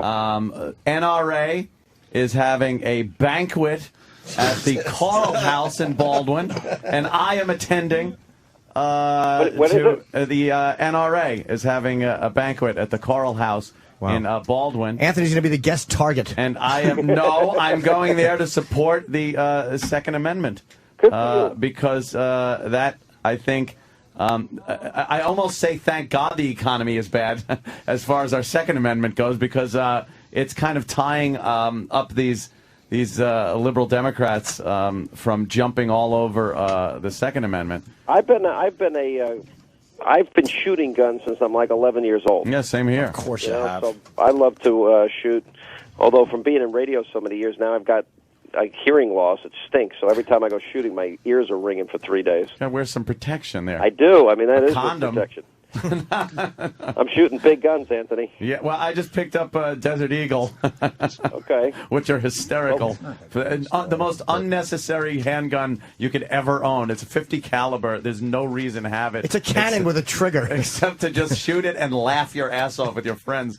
But my favorite is HK 40 caliber. That's By the way, how did you love those Navy SEAls? Oh God, we all How love great that. was that? fantastic. See, Sean, listen, I'm with you guys in that one. I love that. That's the, you know what that is, Backstory, though? please. That's the training. The Somalian pirates were like, Wasn't that all? That was I honestly, you think about that, shooting at that distance on, the high seas with water going up and down, and those. I have a friend of mine that's on the NYPD sniper force, and literally at those distances, they have to calculate, and imagine what the wind is like on the sea. It probably is pretty breezy. They have to calculate. You have to account for black people at night. Well, Jesus. But they have to calculate the wind velocity as the seas are rolling up and down, and they had to make the call that they had to have a headshot for all three of those guys. Sean, it's a video game shot. Oh, stop! You don't play video games. Well, Piece of cake. Make that is expert training, which is something that our military is just amazing at. We have one of the best trained and equipped military, and that's something I'd hate to see decimated by, like in the Carter years. I didn't even think about that. Like, what an amazing shot that was, because you're on the ocean and you are really moving as opposed to the solid ground. Did they shoot through there were windows or glass? Yeah. And... Under ideal circumstances, at a range, it's hard to hit your mark. You really got to know what you're doing. That is just beyond me. Yeah. You aim for the eye patch, you hit the peg leg. Shooting pirates is tough. Will you knock the parrot off his shoulder? Hey, Sean, when are you gonna get a spot for Anthony on the Fox News channel? Oh boy! Well, that's what we all want to know. Well, Anthony already just said he was invited back. So, yes. Anthony, no kidding around. I'm not sucking up. I thought you did a great job the other day. Thanks, Sean. I enjoyed doing the show. It is really right up my alley. And by the way, Opie, I'm just picking on you because I want you to come on the show. Well, it worked perfectly. See, now I'm the big get. Here's a list of demands. Right. I'm going to have a green room and everything. 5-page writer. Yeah, right. Oh, good grief. All right, you know Sean. what? We'll put Anthony and his wife on together. Sean, when are we going to take the next? When are we going to take the next step and do a little friendship thing? A little dinner, a little beer. What? You know what? I'll tell you what. Little steak. We'll try and book you guys for a Friday night, and then maybe we'll go out afterwards. I'll take you to Ruth's Chris. Hey, that's not a bad idea. Good. I like that. It'd be fun. Have you been to Ruth's yet? Yeah. Buttered steak. Yeah. Buttered steak. Nothing better than buttered steak. What's better than butter steak? They sizzle. I can't wait till he has no idea that I'm showing up too, and they have to put that extra chair on the end of the table. Well, Norton, you showed up enough, so we owe you a steak too. But listen, I got to get out of here. I got to go get prepping. I got a long day ahead of me. But it's been fun. Thanks for having me, and we'll talk soon. All right, thanks a lot, Sean. By the way, how do we do a whole hour of radio and you guys never take a break? That is. I'll tell you, that's the real benefit of satellite. It really is. You could just go on and on and on about things. We like that. I think it had more to do with the fact that nobody would stop speaking. We really were. And when I say nobody, I mean you, Sean. Yeah. I didn't hear what he said. That's kind of smart. I couldn't hear half the people on this mic. The only one I can hear is Opie and Anthony and Norton. We didn't do that on purpose. We're really trying to figure out this. It sounds like whoever it is off mic. I can't hear a word they're saying. I think I see there might not be a button down on the board, but I can't figure out how to get that done. So, Sean, let me say it. Our friend, Sean Hannity. Oh, thanks. Opie, you're a great American. God bless you. All right. There you Thanks, go. Sean. Talk soon. All Bye. right. Later, man. He's there you go. He's our conservative friend. Yeah. But you know what? Did he like you first, and then you just go, oh, well, if he likes us, because there's a lot of people that I loathe in real life. How about next time you guys bring your interesting and funny friend instead? He's obviously a smart guy, but I'm with you, man. Like, you just sit there and listen to him going, like, it wouldn't be an issue if you would stop fucking talking about it. But people, that's what people I understand do what these it means days. to you guys, though. That's what people do. Has relevance to your job. Especially the news and everything. It's just that's what they do. While they he was talk talking, about I was things. staring at CNN. And You were trying to, and I Universal. appreciate it, There was the United story, and then there was a story about how Kutcher became the top Twitter dude. Yeah, over on CNN. Yeah. Kutcher. It's just it's a joke anymore, dude. It's a joke. It's all a Listening to you, joke. it's a news. Even the news is a joke, but the pundit stuff, who cares? I've been saying for years that the news isn't the news anymore. It's like news-ertainment. Totally. I watched based in on- horror the tax protest day where I'm watching Glenn Beck live at a tax Nugent? protest with Ted Nugent. Yeah, I saw that. Top two, the Alamo. two of the top 25 fantasy death list guys in my fantasy death league, and they were making sense. And we get a bipartisan, we get a lot of libertarians and independents here, and they're protesting taxes. And it took about 10 or 15 minutes before they drifted into partisan divisive shit. And then I turned on what should have been Olbermann and some guy on MSNBC, The Edge show, and he literally said that people protesting taxes were un-American and unpatriotic. Yeah. And I go, you just changed scripts with Fox. Fox used to be that guy with protesting the war is unpatriotic, and then MSNBC was a voice of reason on some. And they just as long as they keep everyone divided and make sure there's two different teams that are fighting, people will watch it like sports. Olbermann is a fucking cunt. I like him. He's a Glenn fucking Beck is phony. the guy I can't stand. Olbermann's a fucking ball-lapping phony pit bull. He barks real loud, and when Jesse Jackson's in studio, he fucking pops his dick in his mouth. He goes, "I'm a should be." I'm a should be. And meanwhile, that fucking jizz bucket wants the right to fucking sound off at whatever he wants to. He fucking stinks. See, I quite enjoy Olbermann. He makes. I mean, I know that they're all the same. They're spewing the same shit, but he makes me laugh occasionally. Oh, yeah, I'm not saying he's not a talented dude or he's not even a bright dude. I just despise his fucking phony pit bull shit. I honestly don't know enough about Glenn Beck. I've not watched his show. Glenn Beck is rough to watch. Yeah, I don't know. He's rough to watch. I just respect the conservatives more lately because the things that I've gotten shit for and as a comedian have come more from the left. It's my experience has been that. It's like so safe and easy to go, the conservatives, because they're typically the ones who went after Lenny. Yeah. They're the ones who've been fucking free speech for all these years. But lately it is political correctness, and just that's what I've experienced. It's fucking, that's the vibe people have come after. Glenn Beck is like a hack radio guy that got a TV show. You hear his September 12th thing? They was weeping and crying, and with this fake weeping and crying, like he looks like a fat baby. He looks like an adult baby, and I mean, it's a nice concept. And he's a Mormon. He wants the country to go back to how we all were feeling at during September 12th, basically, when we were all scared, terrified. Well, there was part of that. Holding our breaths, thinking about killing ourselves so we didn't get killed by the enemy. Yeah, you're right. But I remember that feeling. The other part where we were all I feel much better now. We all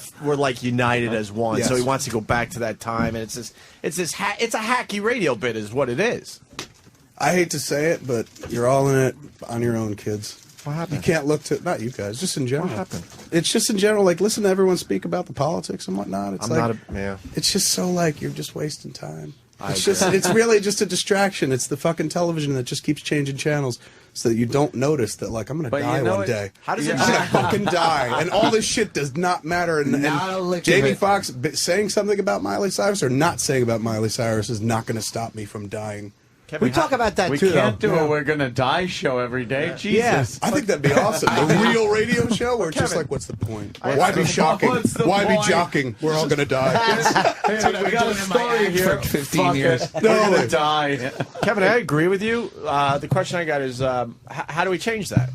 You don't. It's impossible. It's entropy. It's like Carlin used to say, it's entropy. The whole thing's going down. You can't stop it. You can't save it. It's a game. It's a hustle. It's all been sold. It's bought and sold, and we're just going through the motions. And all you can do is make yourself happy, and that's it. Mm-hmm. And as long as you're not hurting anybody in the process, it's all good. You could run a few people over. Nope, that's hurting people in the process. That's against what I was saying. The opposite. Like, run a few people over. I was thinking of Jimmy because Uncle Ted was up there.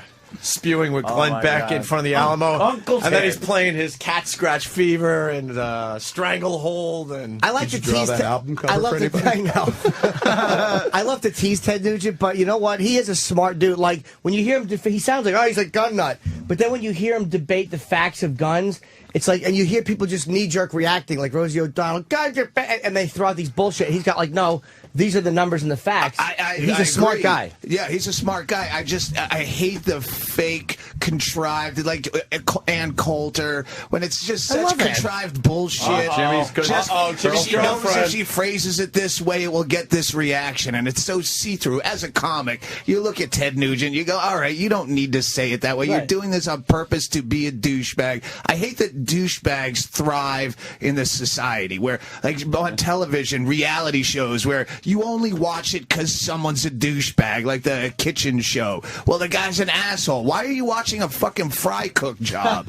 Like, that's all. You're watching someone's menial labor because someone's a dildo. And those people, we live in a society where the bigger the dildo you are, the more famous you get. And it fucking sucks. I got to take a picture of We're all taking pictures at the same time. Kevin twittering. But you know what? I liked what he was saying. Well, I should have been doing this while Hannity was speaking. I would have gotten a lot done. I could have been checking email. I was actually listening. You know what? There is a thing that's annoying. Fake patriotism, that forced patriotism is annoying, but so is that fucking fake pseudo-rebellion that people do, where they just fucking bash the government. Like, not when the government doesn't deserve to be bashed, but they just bash the establishment when they become a part of the establishment. You know what I mean? That's also, that phony fucking maverick shit is also annoying. It's fucking show business. Yeah. It's show business. The news is show business. They're on there with a very, like, passionate attitude going, well, we need to do this, and my God, those people are the evil ones. And then Jimmy's just got his ass hanging out. For Opie's Fantastic. But it's show business. But you don't think these guys? You don't think some of these guys are going home and fucking popping a porno and jacking off to fucking horse cum What videos? bothers me is really not the artist so much as the people that what people will buy. That's what saddens me about humanity is that such dumb shit can be popular. You know, we're just the whole species is fucking doomed. I think Jamie Foxx should be crucified for this movie that is coming out. The Soloist? The Soloist. Who's he with, Robert Downey Jr.? Yeah. It looks like it might be good. Oh, stop. A fucking cello player? Wow. That's exciting. It's based on a true story. Yes, it is. Oh, good. It is. So is The Guy Walks to the Store. It's about a guy who goes to the store. That's my no one next gave a flip. fuck. And you're in it, I want to be in it. I'll play the sidewalk. Why don't you call it The Guy That Walks to the Motherfucking Store and then try to get that into Walmart? With a couple of dicks and they make a porno. I'm like, why won't Target carry this? Yeah, it's called Baby Fucker, but I spell it B-A-B-I. There it is. That was the best joke of the day right there. That makes it at the end. Oh, that's good. All right, we should take a break. Yeah. I'm actually leaving. I gotta go scout. Yeah. I told them at 9:30 I'd be downstairs. I gotta go out to Rockaway. Tell Bruce I Ridgewood. said hi.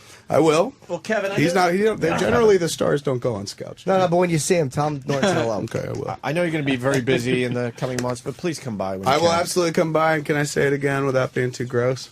I'm gonna be at Carnegie Hall on June 17th. I'm there. What are tickets on sale? Tickets are on sale right now at the Carnegie Hall website. I think it's carnegiehall.org or something like that. That's great. It'll It's be gonna really sell fun. out real It'll be fucking fun. fast. I don't think it's going to sell out, but we I had a think really it strong. will. Yesterday was like the first day of pre-sales where they announced it to the Yeah. general public, and I'm sitting there going like, "What do you mean?" You'll sell it general out. public? You're selling it out, Kevin. You do. Your Well, fans are that's very Carnegie hardcore, Hall, man. dude. But it's hard. It's Carnegie People Hall. And the tickets are fucking- expensive, dude. It's like $125 for one of the tickets. I wouldn't pay that. I know what I can do, and I think it's worth it. It's selling out. We want one of those Abraham Lincoln booths. Yeah, totally. And I want the John Wilkes Booth seat. 6 Semper Tyrannis, motherfucker. Boom. Those booths are nice. I've never been to Carnegie Hall. I don't even want to admit what I saw there. What'd you see? Guitaro. What's that? Any Guitaro fans? All right. What is that? Why don't What? we take a break? No, it's Guitaro. What is that? Guitaro? It's like new age shit. Is it? It's like a Yes. Yanni kind of thing? Or like an Enya? Listen, Yanni's first album wasn't bad. Dude, they play that Yanni Yanni's- tune at Devils games on the. It's tough Big to argue TV that at set. this point, but Yanni's first album is what kind of turned me on to new age, and then I went into some Guitaro. Are you into like John Tesh and shit? No, John Tesh is a hack in the new age How world. is he For real. Know that. For real. That's like it's like oh, John Tesh is the shortest midget. If you want to go deep, Michael Hedges and his acoustic guitar, he ended up like driving off a cliff or I want to something. go deep into sleep. Yeah, I know. I like to. What know is it? about Do you Sit have there a and watch that. taste of this type of music? Guitaro? I don't know if we have it in the system, but it's new age. It's like you're mellowing out. It's good smoking pot music, Kevin. Is it really? Oh, don't try Yes. to make it cool. Just stop right there. Yeah, you smoke pot to it. I'm sold. Let's go to a guitar concert together. You smoke pot to anything. Two guys sucking each other's dicks in a movie. It's a great pot smoking movie. Great I've wound slot up with poking. more dicks in my mouth that way. With I people hear you, going man. like, "Hey, Yeah. man." Been great for weed. And Weed you're makes obligated to finish anything them cool. off. John Tesh, though. Now you insulted me.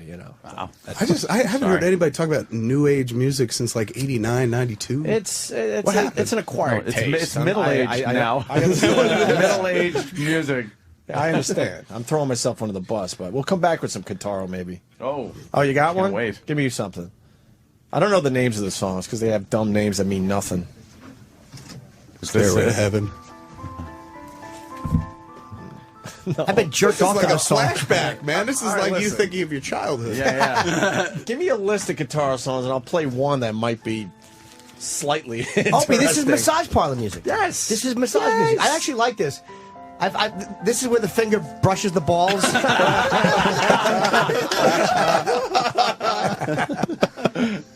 Mr. Norton, can I touch it now? Yeah, I think No, they don't say that. They just fucking nod their Asian face and open the ass cheeks, and I buck my hips back, and we've spoken the universal language of fucking extra 100. Yanni's album was called Keys to the Imagination, Okay. and it was used on 1 million sports broadcasts. Yeah, absolutely. 1 million. Yeah. And then he got This- kind of No. like whatever. How do you sit? No, this in is- a fucking. No, I just want to understand something. Something like this, because obviously this guy, whoever it is, would play this at his concert. Yanni's How do you like- sit in a seat and not just nod off? Dude, it was. I would I would in a demand that second. 2 actors be brought out and have a really serious argument about their relationship, because that's what this music Yeah, sounds like. this is Score to like- yes. Revolutionary Road. Right. no, I expect to see Leonardo DiCaprio disappointing Kate Winslet to this Did you hate that fucking movie? I hated I won't DiCaprio in that go so movie. far as to say, hey, Man. but I just felt like, well, I think it's like they do it better on Mad Men every week. She was great.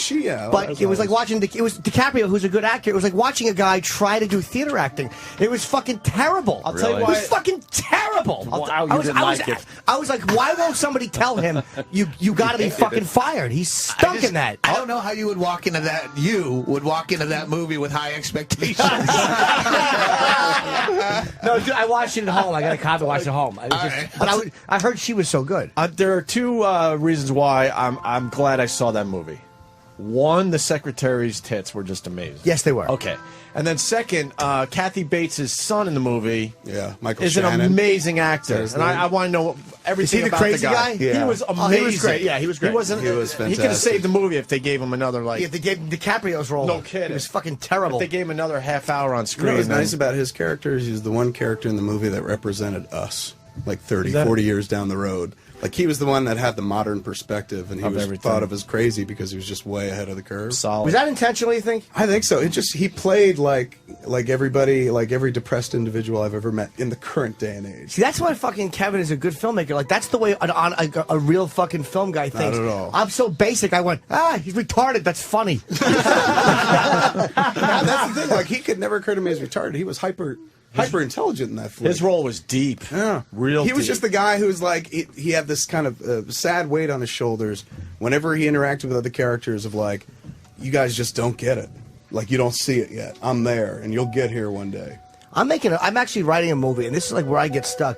It's about a guy, FBI agent, and he has to save the world from nuclear problems.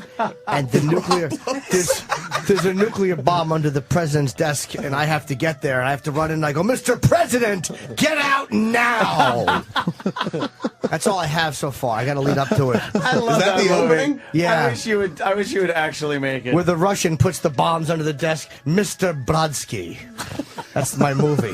It's going to be good. You stink. I say you open the movie like that. That's the first 10 minutes. Oh, that's great. And then the rest of the movie is just like you know, cavorting with tranny hookers, getting massages. People are like, is this how a hero lives? Yes, and every time I'm about to get blown by a tranny, the guy who played the fucking scientist in War Games pokes his head in the window and goes, "Hello, Joshua," and then fucking walks away. And then I fucking dump one all over her blonde wig. He's like, yes, try go thermonuclear war. Holy Joshua. I hate how Joshua learned.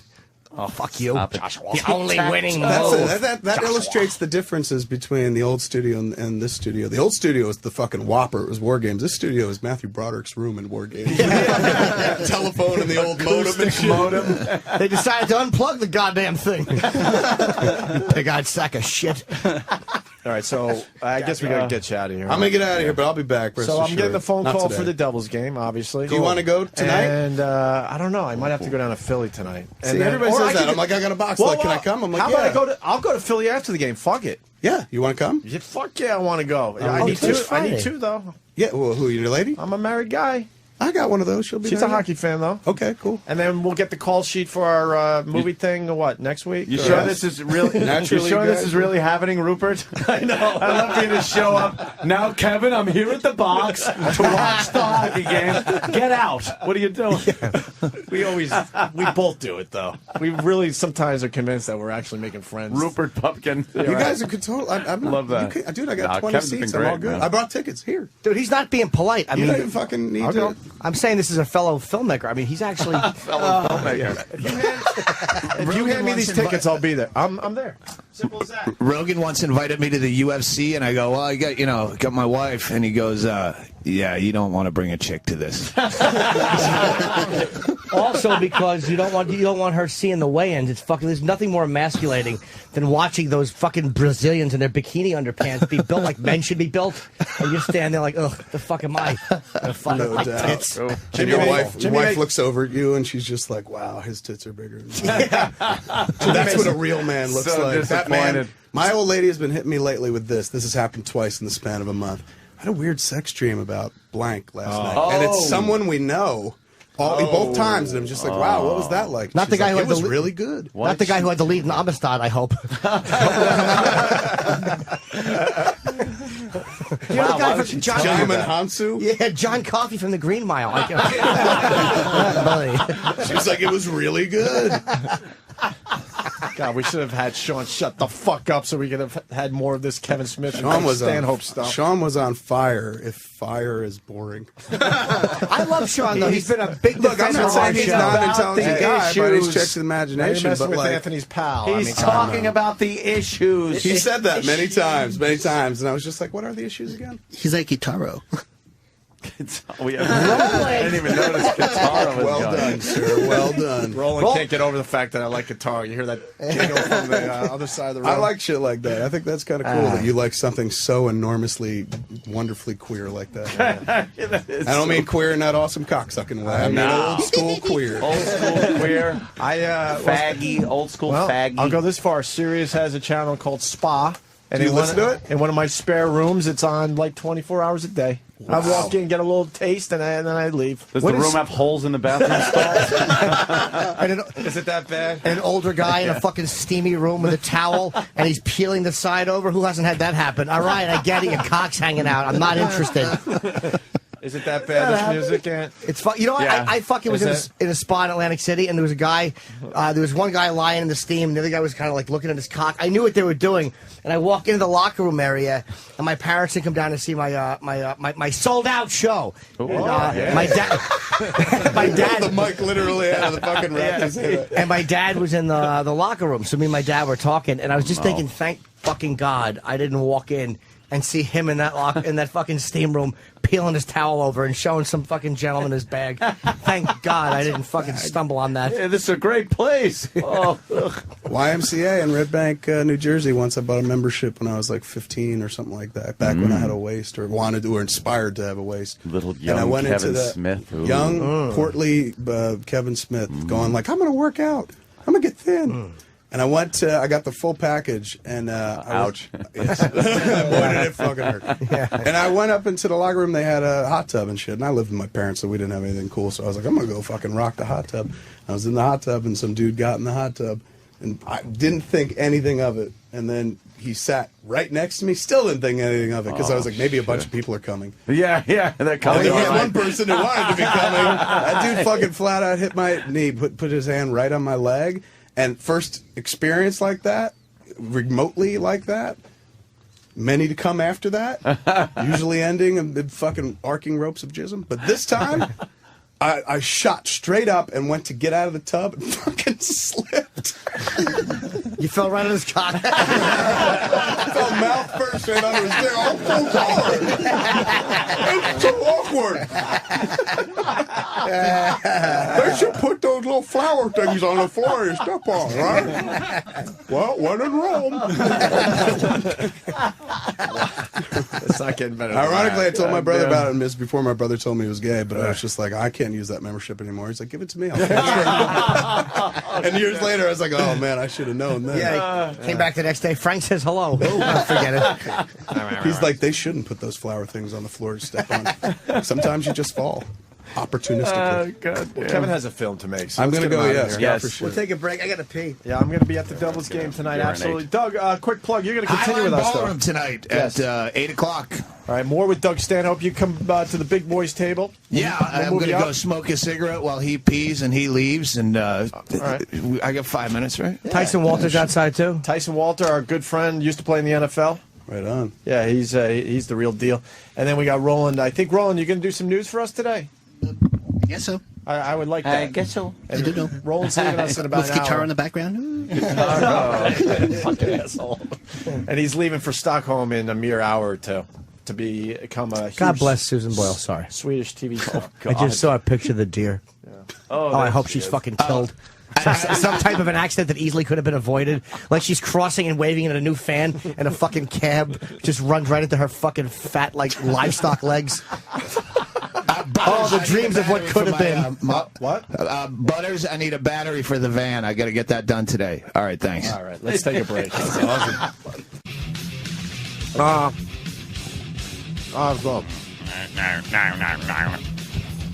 God damn. Back with Metallica again, huh? Mm-hmm. I like this. It's the balls to the show. That's good. Everybody took a little piss that time. That was my first experience with the bathroom here at Sirius XM. You've never gone to the bathroom here? I've never gone to the bathroom here. I usually just don't take a leak. I take a piss before I leave in the morning, and then I wait until I get home and I take a piss there or dump or whatever. But I went in there, and some gentleman, and then I was washing my hands so I don't make what is known as the brown list around here. There's something circulating called the brown list, and it's people that don't wash their hands after they. I remember you being a big hand sanitizer guy. Well, I'm a big, I like if I go to the bathroom, I wash my hands. I'm Yeah, not I don't- crazy about Purelling like fucking Howie Mandel or anything like that. But I actually have urine-stained pants on. And I'm not even kidding. Me and my buddy, my friend/manager, we were day drunk yesterday at the hotel, and he was talking about Chinese people taking dumps in holes in their country, and he says oftentimes when you go to the airport, when you're coming back from China, there'll be footprints on the seat because they don't know. They think they're supposed to stand on the seat to shit. The same way they shit in holes over there. Anyway, it ended up with me drunk in a hotel, standing on the toilet in the hotel room pissing, and I pissed all over my pants. And I forgot about it till you just mentioned it, where, I'm wearing urine-encrusted jeans on your show. pissy What list pants. do I make? The yellow list. your own To list, start, man. yeah. Some guy went in there though after me as I was washing my hands. I swear, the door of the stall shut. It was this fast. It went. He fucking lost his guts. Well, it's so hard to take a shit in this fucking city loud. anywhere that, by the time you get to shit or find something that's adequate to shit in, it's the last minute. It's Just last ready call. to go. Yeah. My first experience with that bathroom in the number 2 sense was yesterday. And I was looking for a stall that I was going to feel comfortable with because at every new place I have to like pick my stall. It's A real estate a agent dog showing you around. A dog sniffing around the lawn. It's just one of my OCD things, I guess. But as I was like kicking in the stall doors to look in the toilets, right, this is what I find. I know this is kind of visual, but I mean, I'm sure the reaction will be just dandy. This is what I find when I went into the stall for the first time. Okay. Oh, very nice. Yeah. So Danny's just walking around the room showing you everyone. found that in the, oh Christ, man! What's wrong with people? There's a handle on the side. It's called the Thank flusher. God I have my iPhone so I can show this train spotting toilet around to everybody at work. It looks like someone took a shit in the middle of a bird's nest. And I was going to say, Yeah, it looks yeah. like a collapsed nest that just collapsed inward into the toilet That's itself. exactly How what about it is. flushing the fucking toilet? Nah. God, Well, That's just social anger. yeah, it really is. I have to, because before we move too far into what we're going to do next, Asteroid from Brooklyn. I heard this too, and a bunch of people heard this. I'll just read what he wrote.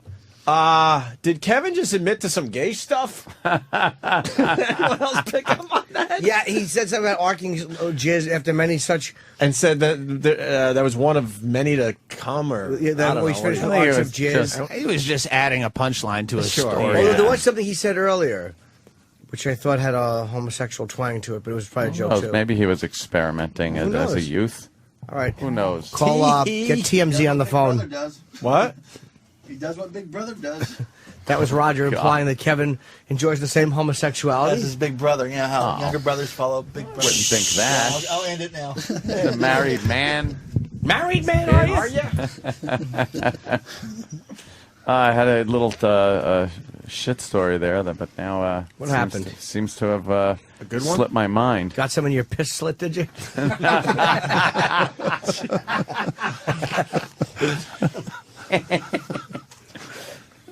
Maybe it was about the toilet or flushing. It'll come back to you. Or something toilet related. We said the guy took a real quick dump, the door closed. And Yeah, no, that story was over. And then I got the fuck out of there before the smell hit me.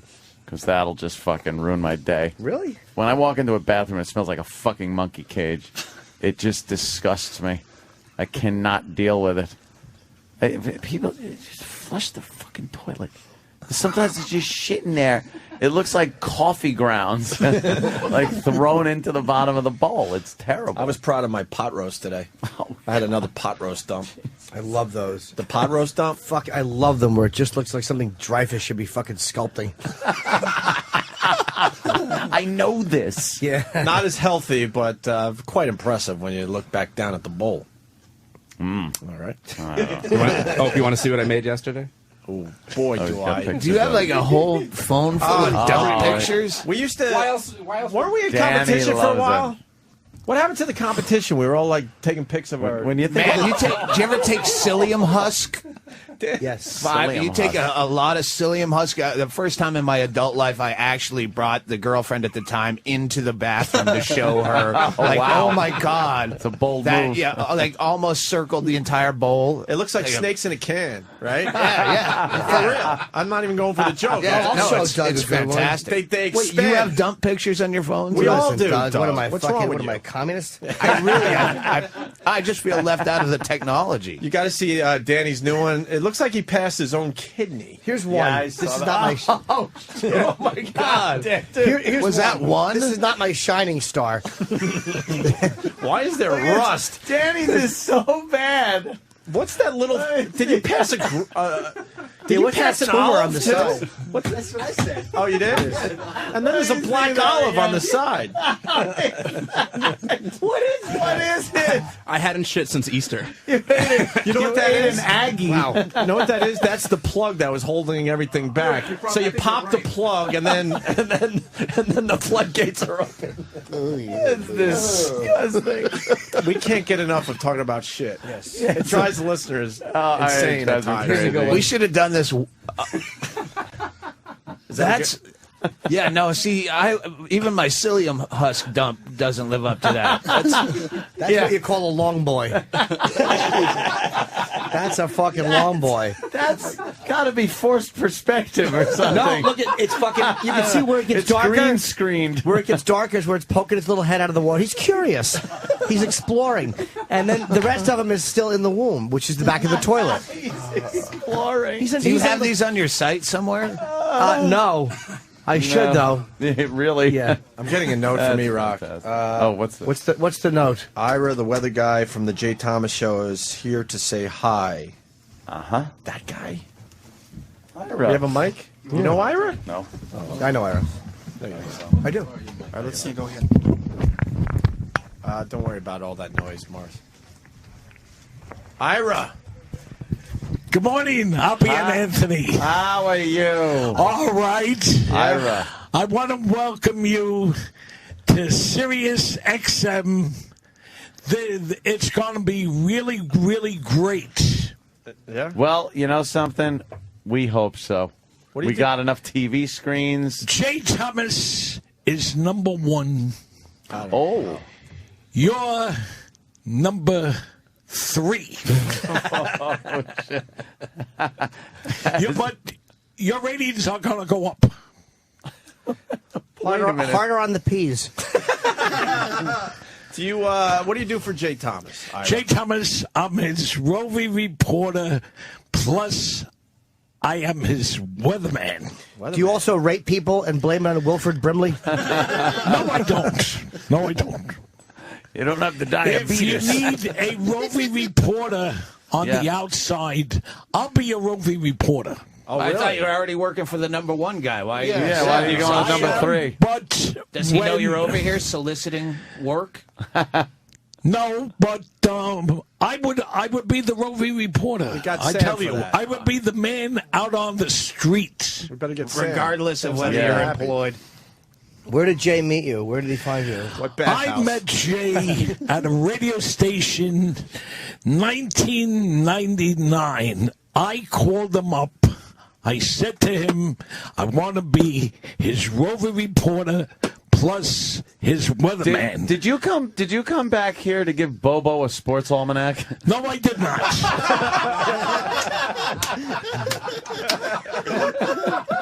Just Don't worry, curious. weatherman. I'm not in on the joke either. The weather's beautiful Back to the future. outside today. It's going to be around 70 degrees. It's around 58 degrees right now. That's what you do for Jay Thomas? Yes, I do. You're not getting paid enough. Are you a meteorologist? Should've got something. Something like a meteorologist. No, you're either a meteorologist or you're not. You could be a weatherman I'm and not be a He's meteorologist. a meteorologist.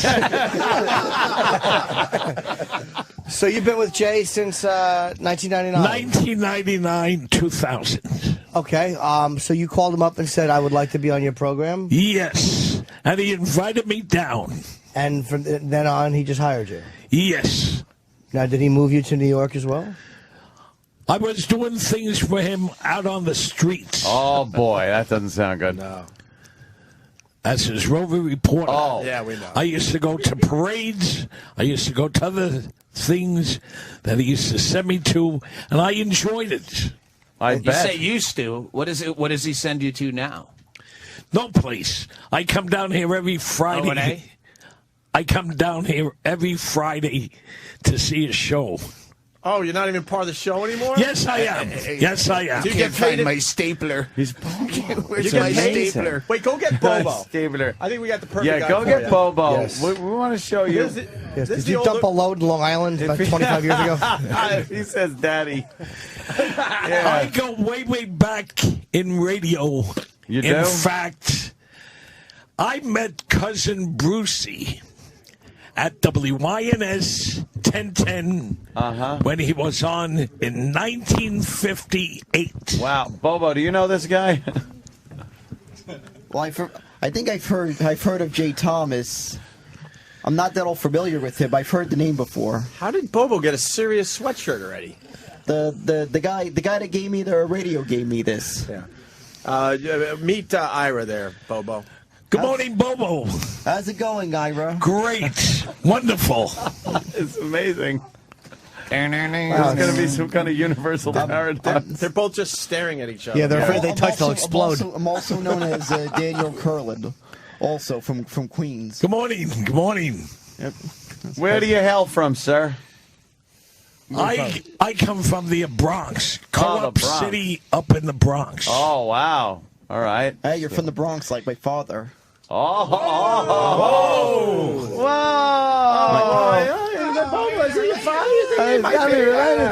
Sir, why do they call it Co-op City? How long have you lived in the Bronx, Ira? Since all my life. How old a man are you? 1958, you look a little younger than that. What are you? 65 years old. Oh, okay. Well, 65 years young, I like to say, right? You're 65 years young. I should No, say it's old. Jack Benny's age 39 plus. because that's what Jack Benny always said. So, Ira, you married? Married man, are you? Single. Any children? No children. Have you ever enjoyed a prostitute? Oh, prostitutes are very, very good. Very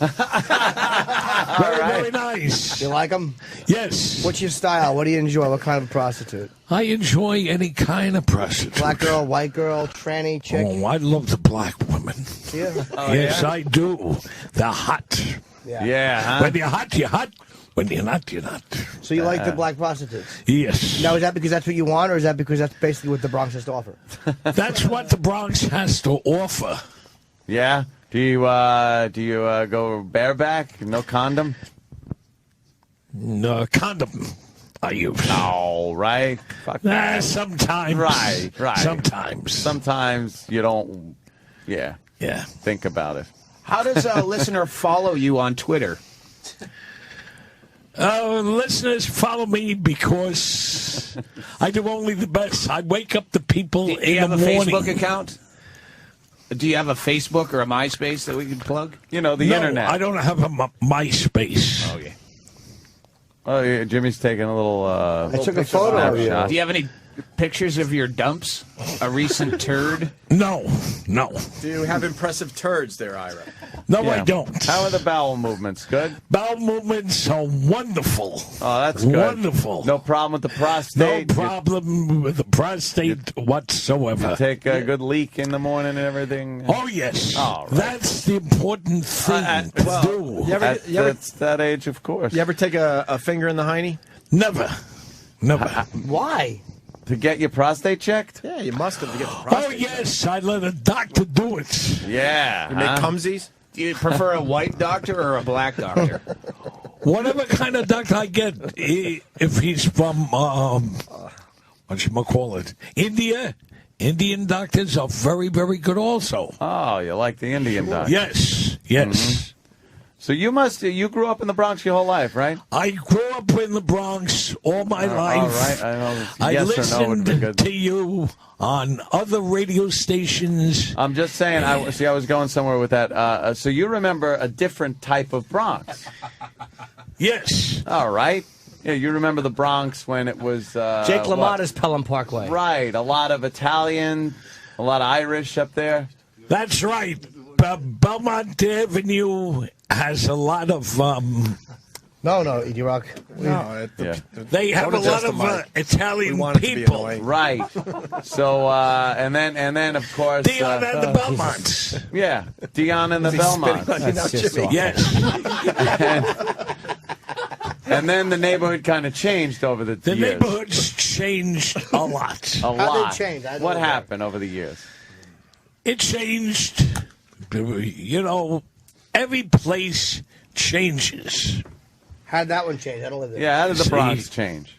The Bronx changed because there's a few criminals in the Bronx. A few, huh?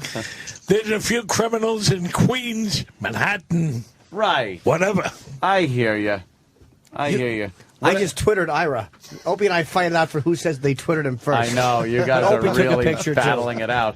Now, what about the weather? What's the weather? You're the weather guy, right? The Give us a quick weather's weather. going to be. Oh, he said that already. 70, but it's 58 The weather's going to be now. around 70 degrees Yeah, today. yeah. Oh, boy. 58 degrees. Fucking raining on in the here. Beautiful weather. Hey, get Stinky in here. It's 'cause- raining in here. Jimmy's being sorry. I spat him fucking on. Stinky's back. Well, the reason Stinky's here is because Stinky works for Jay Thomas, so maybe he can help us out as far as what this right. Ira thing's all about. Yeah, what's up What do there? you need to Stinky? know? Like, what's his story? He says he likes prostitutes. Is that true? He does, yes. Jay talks about it? Yes, he does. Well, we've learned today he's never had an orgasm. Wow, really? Why? That's bullshit. You've Bo- never blown Never it. had. But you're Bobo, just older. What do you do when? What do the prostitutes do with you? Do They're you the get same blown? person. Well, Fuck them? they like to be hugged. No, they don't. Some of them do. None of them and do. choked and thrown in the river. Yes.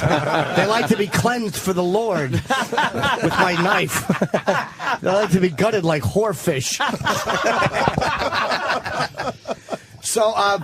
So wait, what do you do with the prostitutes? You hug them because you're probably lonely, but what else do you do with them? And I like to enjoy myself with them. Do you put your penis in them? Yes. Okay, do you have erections when you do this? Yes. So what happens? How do you not orgasm? When do you stop? I stop when it gets very in there.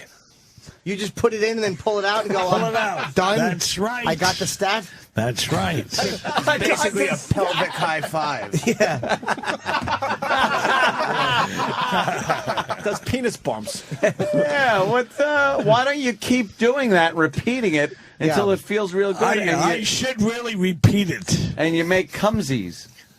I should. What do you do when your favorite song comes on? Just tap your foot once? No, I tap it twice. Okay. That's hysterical. Keep at it. Great improv. Always take what he did and doubled it. Wow. Ira's claim to fame is him and Al Roker had a weather telling contest or something. Oh. And Ira said it was going to snow in April, and Al Roker said, you're crazy. And it actually snowed that day. And he is. Yeah. So both of them are right. Oh, Jesus Christ. How'd you know it was going to snow that day? I knew it was because of the the end of dandruff on March, your- the first week in April, it did snow. But you knew that? Now, why didn't Al know it? Al didn't know about it because he didn't have the right maps. I had only right maps. You have Aryan superiority. Yeah. Yes. Wait, what does he got? Aryan superiority. Yeah, you showed him. Yep. Wow. A lot of people suggesting that we show Ira Two Girls, One Cup. Have you ever seen Two Girls, One Cup, Ira? Never. Oh, you better take a seat. It's a great video. You better take a seat. That we will. Funny, this was playing last time I was on your show. I'm sorry. right. though. It's a favorite, Doug. Plays in my head all the time. We're going to give you some that certainly Jay Thomas would not give you. No. He's not on top of this stuff, Ira. He actually produced this. Jay Thomas is number one. All right. Well, so you're speaking of number two. Yeah. You'll enjoy this Number next video. 2, Howard Stern. And number 3, you guys. Get the fuck out. Should I tell you one thing? As long as we're not You're number 4 gonna behind be Bubba. Number 1. I think so. Yes. You're going to be number 1. I think this really. show is going to impress a lot of people now that we're in this building. You watch. You watch what happens with us now, Ira. If Cousin Brucey can come in with his wig in Sirius Radio, you guys could. He has a wig? No, he doesn't. Yes, that's a wig? That's his I wig. thought it was a hat. No, it's a wig. I thought it was my long-lost cat. All right, here we go, Ira, for you. This is called Two Girls, One Cup. We want you to describe what's going on to the radio audience. You know how to do All right. radio. Here we go. Play-by-play. Play-by-play. Here it comes. Nice, right? Describe it. Oh, they're loving one another. Oh, the breasts and everything. Okay. Oh, yes. Oh, Tell us what's going on. she is taking it out by your ass. What? What just happened there? Wait, can you go back? Yeah. You suck Her at describing vagina. stuff. Yeah, you got to describe it for the listeners. Please, yes. You got to paint a picture with your words. She's rubbing her face on the breasts, and it's coming out from the vagina into a bottle, What? into a glass. All right, let's slow down. What's coming out of a vagina? Yeah. What is that? Some of her junk. Please tell me that a 65-year-old guy thinks Hold on. the asshole Stay close. Ira, stay closer Please. because you're spitting on me and you're not seeing it. There you go. All right, go back Put some again. windshield wipers on the fucking computer screen. Jesus Christ. It's like hanging out with clouds. She's licking her breasts. All right, we got that. Very good. Now, what's happening here? The monitor's turned off. Okay. All right, now we have to go back again? Yeah. All right, And let's then go back. have it. Oh, she's licking All right, hold on. Tell us what this is. All right, tell us what is it. the Not a vagina. No. Try again. All right, let it rip. What happened right there? What happened right there Yeah, in that stop it. shot? What happened there? Taking it out from her ass. What's What? Taking What? what out? Taking it. She's taking. What is that stuff? Besides never coming, I think this guy's never taken a shit. She's taking a shit right into All right. a glass. All right, yeah. Way to pick up the keyword. Now look. And she's licking it. She's licking it and she's eating it. Delicious. Delicious.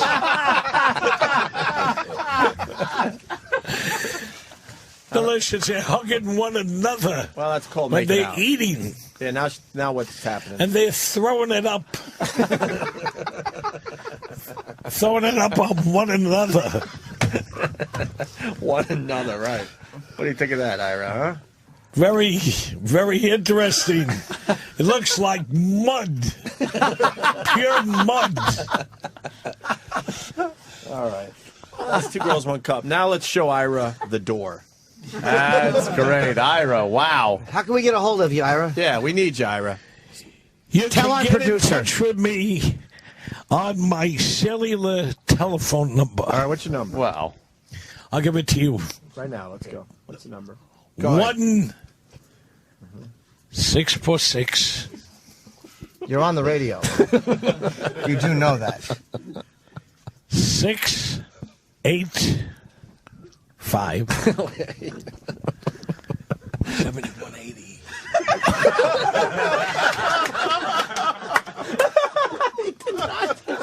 There's only 10 mics on in there. Let's see how long that takes. Let's see how long the delay is. Yeah. That's fantastic, Ira. Thank you. You do a hell of a job. Thank you. Yeah. And you've And already... if you need a man out on the street, Sam, what do you think about this? He sucks. What? Sam. That's primetime Sam Roberts. how you doing, Sam? I'm doing bad. You're trying to take my job. We have a man on the street, and his name is Primetime Sam Roberts. Oh, shit. Now it's going down. Okay, here I it could be 10 times better. Oh, shit, Sam. You're going to take that, Sam? It's on. Who was the last celebrity you got? Who was the last celebrity we got? Yeah, no, not we, you. Oh, I used to. Not used to. We're talking about today. Today, nobody. That's what I thought. I just interviewed Rick Ross, the rapper. Oh, Rick Ross, the rapper. Wonderful. Wow, good then. I'm glad we're all in agreement. I can do very, very good. Yes, this exchange is magical. Why don't you go talk to the Wicked Witch and melt her? But Water? Oh. if you need somebody superb, I will do it. All right. Superb. Give me the microphone. Yes. I'll stand out on the street. This is the Opie and Anthony. Opie and Anthony. Did it bother Yeah. you that the aliens and signs couldn't get too close to you? No, I wouldn't mind. We do water humor here. Yeah, it's all water jokes. Hey, do you ever have any mice come up to your mouth? Thirsty. Thirsty little mice. Did it hurt when Kevin Costner made a movie in your mouth? Can't get much bigger than a planet full, so I guess that's over. All right. Hey, Ira, is your phone on vibrate or silent right now? My phone number is on vibrate. Are you getting hard-ons right now? No. A hard-on right now? No. Okay. No, it's off. Oh, it's Why do you off. turn it off? Yeah, turn it on for a second. I don't believe you. Just turn on the phone. Why don't you go to LaGuardia and cause delays?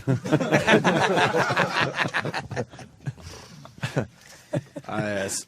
Because when I go into a studio, I turn it off. Ah, see, Very smart. professional. That's something Yeah. that Instead, you Steve short could out all learn the from. electrical equipment. Is it on right now? Yeah, it's coming on. It's coming on. Anthony right, Cumia come on. and Ira Cumulus. Oh, good. Cloud Yeah, joke. that one's, cloud humor's funny. Yeah, always. Nimbus is next. Jimmy, I did get a text. It's like hanging out with clouds just made me cry laughing. This person loves Ira, too, so. Oh, wow, the phone's ringing, Ira. That's weird. All right. Getting some calls? Great. Great. Is the phone now on so we could hear Yes. it? Right? Yes. How much did they pay you to do the Rihanna umbrella video? They don't pay me nothing whatsoever. Ah, you just show up. Yes? Bobo, question? I got something to ask Ira. Yeah. Go ahead. Does my sister walk up to you after she eats chocolate because she gets thirsty? Yes, she does. She drinks a lot of water after she eats chocolate. We got it.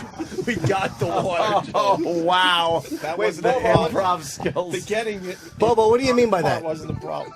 Bobo, what do you mean? His phone's ringing. I don't know. It's some weird thing. Ira, that see who's happens on the phone. If my sister eats chocolate, Answer the phone live on the show. That's what we she do. wants water. Bobo, I'm not sure. I didn't get it. What do you mean? I was saying that my. Here, try speakerphone. Here. No, go ahead, Ira. Hello. How you doing? Great. Opie and Anthony. I heard Frankus. All right, hang it up, Ira. Hang it up. I'm sure that's the only one you're going to Bobo, what were you saying? No, I was saying my sister. Whenever she eats chocolate, for some Got reason it. she wants water. Enough. I don't know. For. Oh, Ira, your phone's ringing. I got a lot of. Oh, saliva? Hello. Opie and Anthony's show. It's Africa. There's people starving. Could you talk here? Yes. What are they saying, Ira? Yes. Opie, they want to talk to you. Well, I'm not Opie. Yeah, I'm the Opie part. Opie, they want to talk to you. I don't think I want to talk into that They're phone. busy. All right, How's hang it up still the working? Phone, Ira. I'm sure that's the only one. It's a phone sponge. Bobo, what? I didn't understand what you were saying before about the that spit. No. Oh, Ira, your boy. phone's ringing again. Oh, Bobo, what do you mean? wait. It's Sully. He wants to land in his mouth. The whole joke was a reference to my sister. Hello. This is Opie and Hey, what's going on? Oh, this is the #1 show in New York City. See, we're number one already. Yeah, in New York City. Oh. But Huh? it's national. When is he coming up to Buffalo? Maybe tonight, maybe. You heard his call waiting go. All right, hang up the phone, Ira. Hang up the phone. Bobo, I didn't hear the your how joke come, Bobo? before. Why'd you say they should talk to your sister? The whole joke I was trying to explain was the joke was about Wait, hold that thought, Bobo, for a second. Hold on. Ira, your phone's ringing again. Go ahead, Bobo. Just say. No, hold on. Hold that thought. Opie and Anthony show. Yes. How you doing? Yeah. Yes. The douchebag? What? All right, Ira, hang up on him. We So, got a Bobo, radio what show were to you do. saying? Yeah, let's get back to Bobo. Bobo, now. I didn't All right, get Bobo. what were you saying? What'd you say about Ira? Well, I was saying that, for one thing, his cell phone's becoming the Long Island Expressway of cell phones. Oh, wait, Bobo. Ira's phone is Very ringing clever because it's busy. You don't like the improv, Jimmy? Oh, Opie and Anthony show. All right, back to the phone with Ira. Great, lovely. Yes, I'm a meteorologist. No. I think he's looking for Ted. Ted the meteorologist. Yeah. Is Ted the meteorologist here? Yes, he is. Yes, he is. And then there was Weather's chocolate. beautiful. All right, yeah, Ira, hang up. Then We there got to was get back chocolate. to Bobo. What I was What saying did the is that my chocolate have to do? sister. We need the every Long time Island she eats Expressway. every What's the time Long Island she Expressway got to do Oh, with wait, it? hold wait a on. minute. Ira's got a phone call. Without any luck, it'll Hello, be Peter Opie Piper. and Anthony show. Cha-cha-cha-cha. Jimmy Delante. In New Hampshire. Oh, the show. Thank you. Was he just Thank you. called him a creep? On every day, the #1 I should be on the waiting #1 again. show. All All right, right. Ira, hang up. We got to get back to Bobo. Yeah, Yeah, good Bobo, point what to were you make. saying about the Long Island Yeah, Expressway? Expressway. I was saying that his cell phone's Okay, becoming the thank Long you. Island Expressway of cell phones. But why is your sister not eating chocolate? No, I didn't. No, I was saying the joke I said about his mouth, about the water joke. Yeah. I was saying that it was a reference to my sister. What's that got to do with the Long Island Expressway? Yeah. Yeah. No, the Long Island Expressway was a comment about the amount of phone calls he's getting. Oh, hold on. But- Ira's phone is Hold ringing. on. Hold that thought. Maybe this one's Sean Hannity. Ira, go ahead. Hello. Good evening. It's ringing. That's your... Wow, that's your ringer. Pick it up. Why don't you pick it up, Ira? We get it. Your phone's ringing. Hello. Hello. Hello. How you doing? I'm doing good. The weather's beautiful. It's going to be 70 degrees. Right now it's around 62 degrees. And left hand on my the back, beautiful then it's flooding. Oh, I'm getting a phone call right now. One guy. Rob. Oh, hold on, let me put you on speaker. One jaw. All right, Ira. Bobo's now Now got Bobo's getting a call. Thank you. I'm also getting a call. Of course, this person I know. This is Rob. Say hi. Mama, what's the rule about going to the Met game? What Met game are you talking about? Hello, Opie and Anthony show. This is insane. I can go. This is who? What day? What day? The rainy guys. The water company, they've come to read your mouth. Timing. Oh yeah, that's right. Hey, I got a song for. Did they refer Wow, did you see how much just came out of Doug? I gotta tell them I don't bring any Maybe that inbred was- Jews to the Met game. All right. All right. Hey, Ira, when your teeth hurt, do you have to go to the Levy doctor? So, Bubba, what were you saying about chocolate? I could not hear you. Hello, Opie and Anthony my show. Sister, every time she eats chocolate, if Yes. she eats enough chocolate, she starts craving water. Who is this? She'll go for the water bottle. She'll go for the water But bottle. why? The Long Island Expressway has nothing to do with that. I I don't know. get it. No, the Long Island Expressway was a whole other joke. What do you mean? I was saying that his cell phone is Hello? the Long Island Expressway Opie of and cell Anthony phones. show. It's getting more crowded than that. Steve from Yellowstone. Steve, today the weather in Yellowstone, it's 70 degrees. So basically, your sister drives on the LA? Thank No, I you. didn't say Thank the LA you. was a whole separate Enjoy show. the Opie and Anthony The show. LA They're, thing was they're on terrific. His cell phone. So why Right does she? now. I'm not sure she I eats was saying chocolate. that his cell But phone she eats chocolate. is the Long Island Expressway of cell But phone. why does she eat chocolate? You're confusing the hell out of me. Now I was saying the thing was about my sister. Every time she eats chocolate, Unbelievable. she goes up to the water bottle 40 times. because she always craves a lot of water. Oh, there's the phone. Hold on. I can do this all day. Hello, Opie and Anthony show. I actually get the same thing happens to me. If I eat chocolate, I all of a sudden start drinking water like crazy. Opie and Anthony show. I don't know. It's a weird thing that I got. Nobel. Hey, Butters, don't forget that Lobo, battery. Bobo. My wants to battery talk for my to you. van. Bingo's Hold on. there. Hello. Yeah, it's Bobo. dead. If you could just change that out today. Bobo speaking. Bingo Who's will this? be up by 9. Both speaking. Okay, no problem, man. All right. How's it going? How's it going, Ira? You doing good otherwise? All right. What is it? You want to speak to Ira? Give Ira's phone back up, Bubba. All right, hold on. Was that your sister? Was she mad about the Long Island Expressway joke you made about her? She doesn't have that cell number. She only's got my phone number. Bobo, they want to speak to you.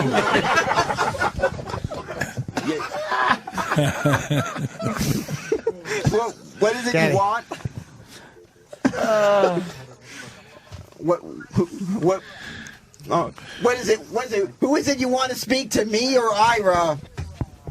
You want to speak to Ira? This is Bobo. Make up your mind here, all right? You're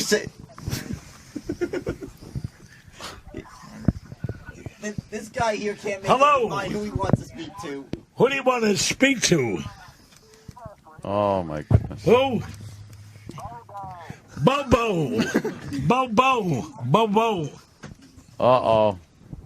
Ira's tongue just got taken over by Somali pirates. See, it's a water.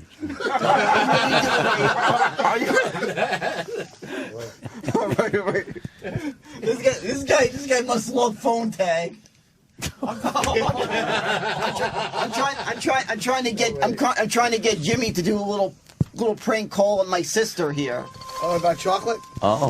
No, it's a little bit of some.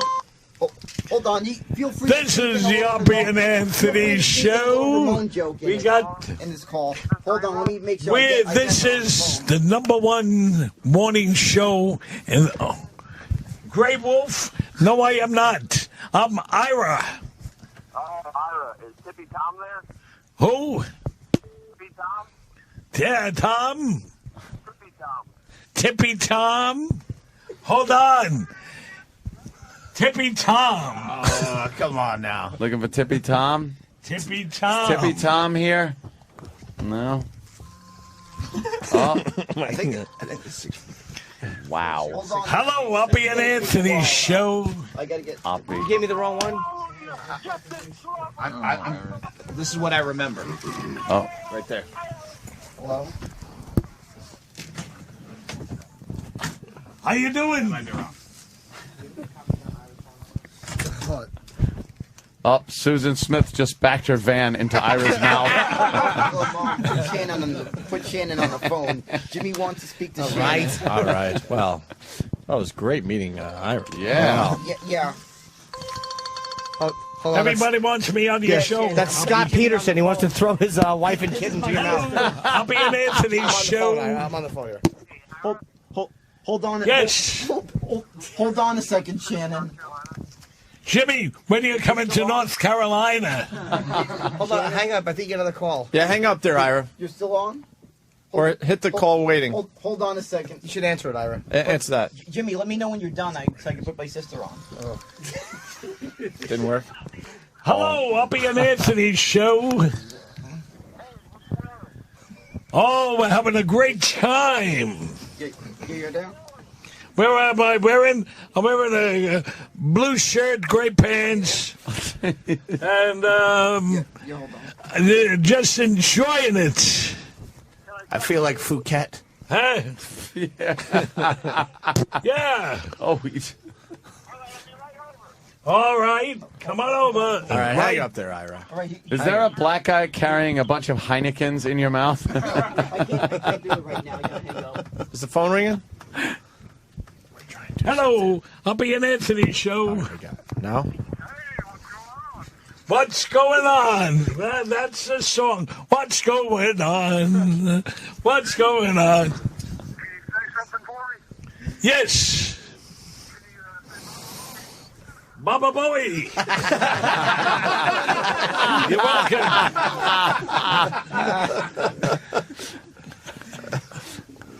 Jimmy's trying to call him. I was trying to for a while. So, Donnie gave me the wrong Bubba, Yeah. what does chocolate do to you? Yeah. The same thing Let's that my finally get sister this over does. with. I want What to does drink. it do to your sister? I want to drink a lot of water. So you're talking about the way This his, is the Opie the and Anthony saliva show. is coming out of his mouth. Yeah, and I was saying that my sister should just go to you. She's on the phone right now. Give me the phone with your sister. All right, I got to call back. Dixie Normus. Hold on, I'm gonna call back. Wait, is that Dixie Normus on the phone? That's right, Dixie Normus. Hello. All right, we're back in. Back in. Car pass, we're back in. Dixie Normus. All right, Ira. All right. Yeah. We don't want to beat this into Ira, Hold on. Oh, wait. Bobo's giving a phone Oh, to... wait, Ira's phone. No, there's one more call. Bobo's giving a phone to Jimmy. Hello, this is the Opie and Anthony show. Hey, can you ask Anthony if Mr. McGregor's available? Who? Mr. McGregor, yeah. Mr. Yes, McGregor. Mr. McGregor. Where's Mr. McGregor? Is Mr. McGregor available? Oh. All right, you better hang up on that one, Ira, right? Yeah, they're really giving you a hard time. Yeah. Oh, All right. I think we had a fine time with Ira today. Yeah. Ira, thank you so much. Wait, the phone's God. ringing again, yeah. Just get him. Jesus. Like a telethon around here. People are calling. If I would ask for pledges, I would Katrina. get millions and millions of pledges. Exactly. Who's on Was the it phone, weird when you were Ira? talking and Michael Phelps fell out of your mouth? Yes. True, if a butterfly flaps his wing in Japan, you spit on the United States? No, I don't. Oh, never. you better hang up on him, Ira. That's nasty. Nasty stuff. All right. Doug Stanhope's going to be at the Highline Ballroom tonight. West 16th Street. Oh, no, the phone again. How come so many I calls? know, it's crazy.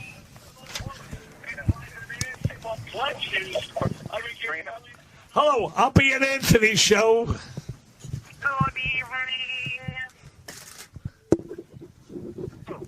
Ira, please hang up on that guy. We're trying to wrap up our show. Just trying to get Jimmy on to end it. Yeah. That's all we're trying to do. Oh. Ringy dingy. Yeah. Hello, Opie and Anthony show. Answer the other line, please. Answer the other line. That'll make a new phone promo. Yeah. Wait, I left the phone there. Answer the other line. All right, well. That doesn't not have a flash on be it. a green Ira, button. answer the other line. Shorted it out. All right, another Ira, call. go ahead. Another call coming in. Hello, Opie and Anthony show. Yes, can you stop spitting when you talk? Wait, play it for everybody. Who is this? This is the wet person sitting on your left, you dumb cunt. He's looking at his phone. Jimmy's calling him from 2 feet away.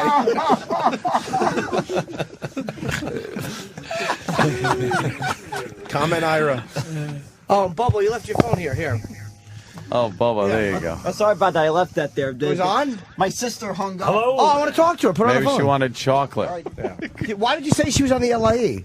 No, that was a separate joke about about a Separate about joke. this guy's phone. What do you mean about his phone? What happened with his phone? I said his phone is getting more traffic than the LIE. But what about the chocolate?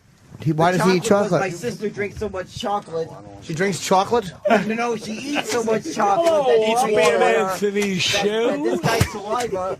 She could go to this guy's saliva. to She just keep eats going and I going. don't ever want it to stop. Just dial this. The two of them. Oh, just dial it for me and leave it there, because I'll be there in a second.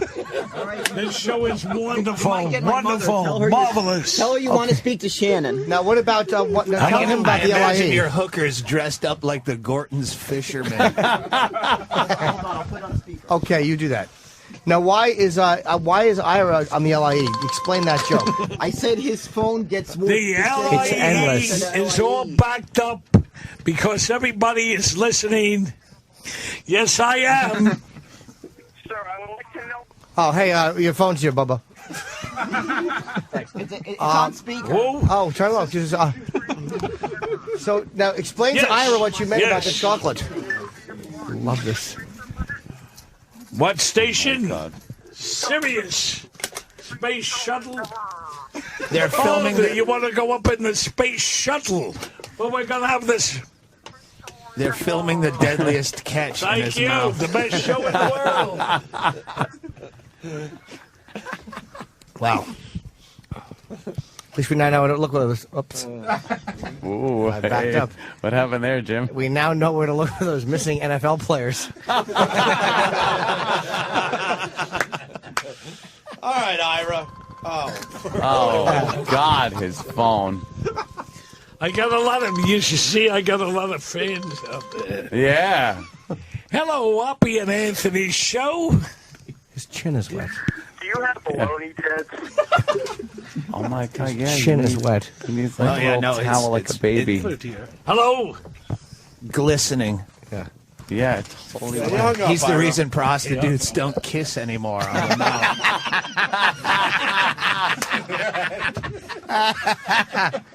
Oh, you're damn right.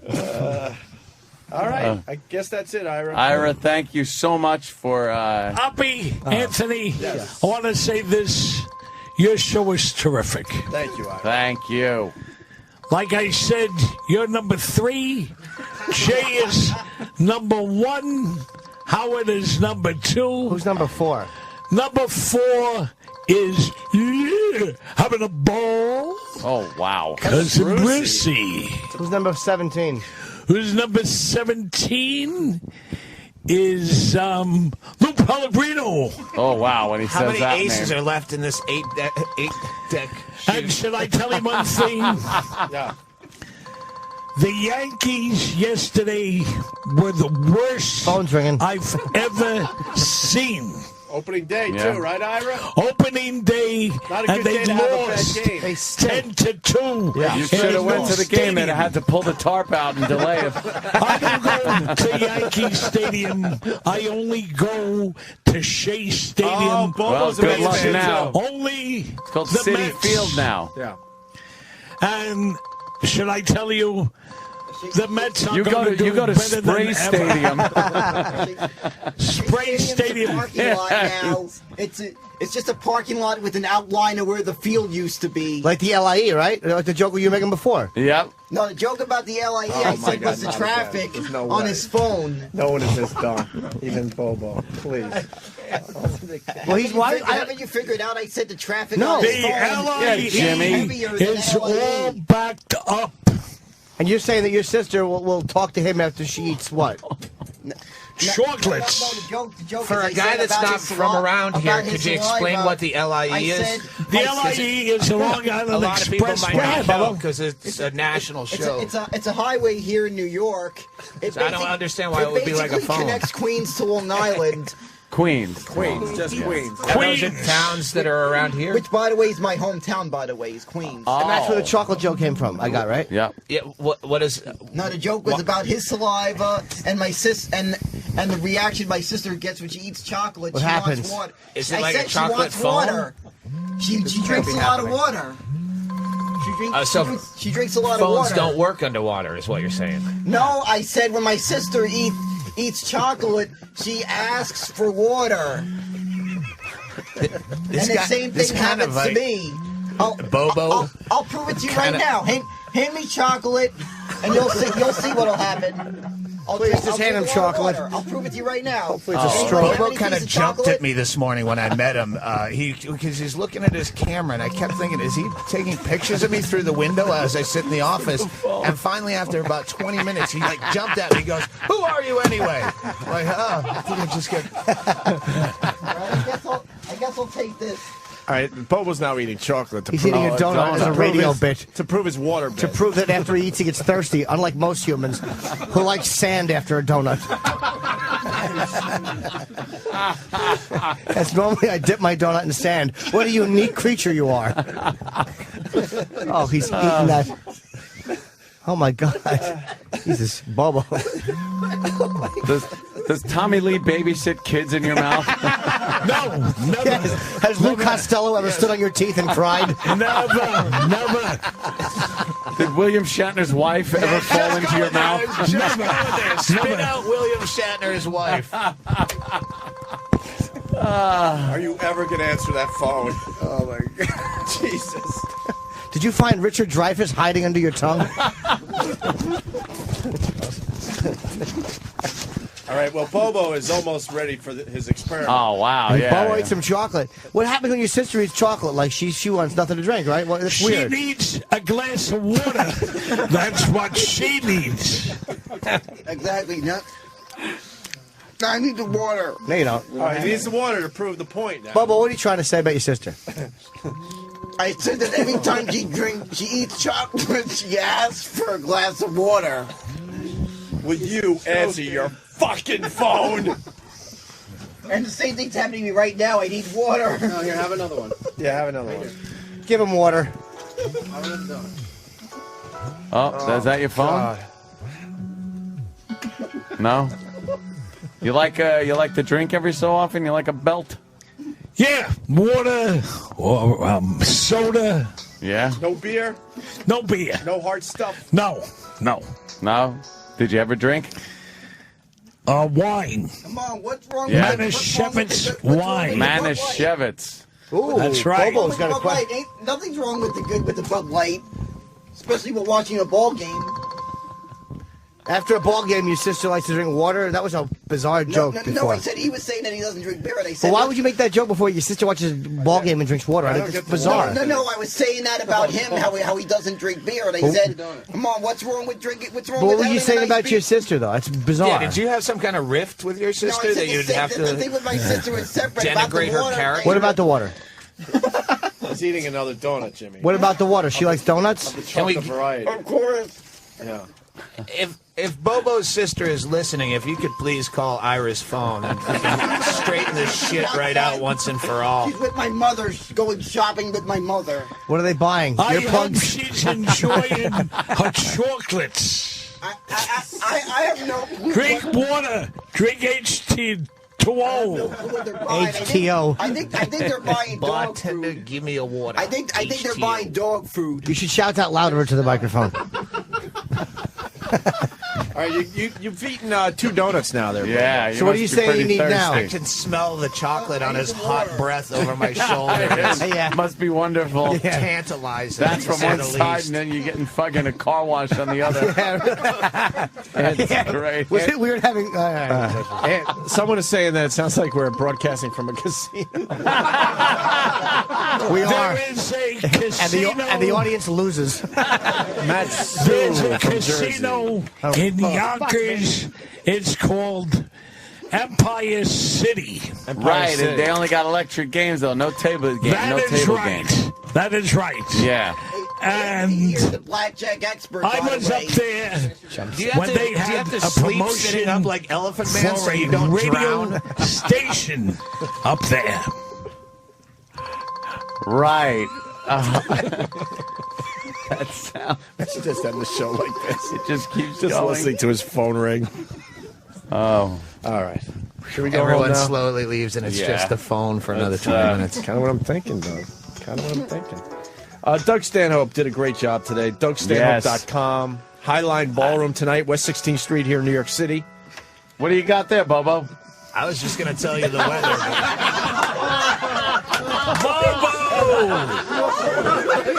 What happened? What happened? Bobo had just taken a mouthful of water, and I went, "What do you got there, Bobo?" And he goes, You might want to check your bag, it all dog. out. Now, go ahead, Bo. We'll drink it and I'll ask you. I've been debating on whether I'm better facing away from them. You're doing the same thing my cousin used to do. Take a sip. We can't hear you. Yeah. What do you drink? Is that cum?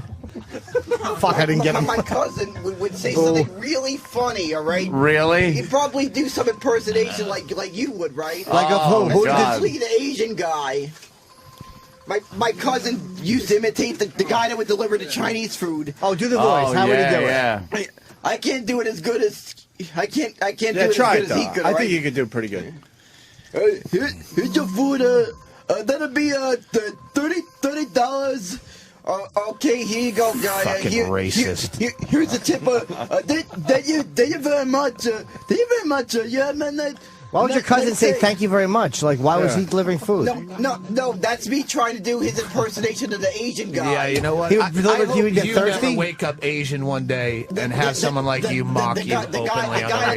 The guy that always would deliver the Chinese food where I lived. Holy shit. We would make fun of the Chinese food delivery guy. Right. All right, the Chinese guy, because he was on the Long Island Expressway. All right, I finally got that dumb joke before. Yeah. The Chinese guys on the It LIE. must be nice to be you, Bobo, and be perfect and make fun of everybody else. That guy would wreck his races. I don't know, whatever the heck that moped or whatever the fuck it is the guy drives. Those Asians, right? They'd be freaking. Say it. Let me guess, they're bad drivers. There'd be pork fried rice flying all over the LIE. Because his phone is on the they don't have LIE. feelings either.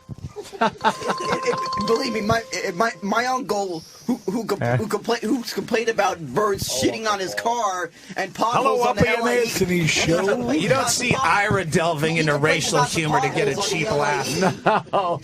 He'd have something else to complain about What an would Asian he- guy wrecking. Hello? He says, "Look, I got damn it! I just broke my just car pointless again noise. on a pothole." His mouth is a hole with noise coming out of it. Fried rice and bird shit Of all over Ira's my car. tongue waiting for the ship to go down. No better The than band is still playing in Ira's mouth all the way till the end. All this freaking chocolate is getting chocolate rain stuck in my head again. Oh, say it. Right? All right. Chocolate rain. Hello, Opie and Anthony show. After he was born, they said, "Chocolate rain, I'll never take another drink again." And his mom. I freaking had it with my sister's dog Rosie. leaving The shit stink all of over my homemade face. yoo-hoo in his mouth that's blowing at me. Can you smell it? Chocolate rain. I clogged up the septic tank at my uncle's place in Smithtown again. The front lawn smells like my shit. Hello, Opie and Anthony's show. A pink sock. Is there a pink sock? What kind of shop? Uncle Joe will lay you off the beach. Pink sock? What's that guy looking for, Ira? Oh, pink sock asshole. All right. How's it going there? What was that guy looking for, Ira? Chocolate rain. A pink sock asshole. How many times do I got to remind you, Joe from Three Sons? You are welcome to call. What? Hey, have a good weekend. Take it easy. Have fun, man. Yes. I'm out. Enjoy that Devils game. I believe. Thanks. Bye. It's out. Yeah, I'm You done. guys continue. You're tapping. You're doing great. Keep the phone Doug, ringing. thanks. Keep Good telling to see the you. same Very joke. nice. You have a good weekend. Good luck in Sweden, Roland. Doug, you rule. You know that. Thanks. Highline Ballroom. Mention that, Ira. Don't stop mentioning Highline Ballroom tonight. In the Highline meatpacking Ballroom district. on 14th Street.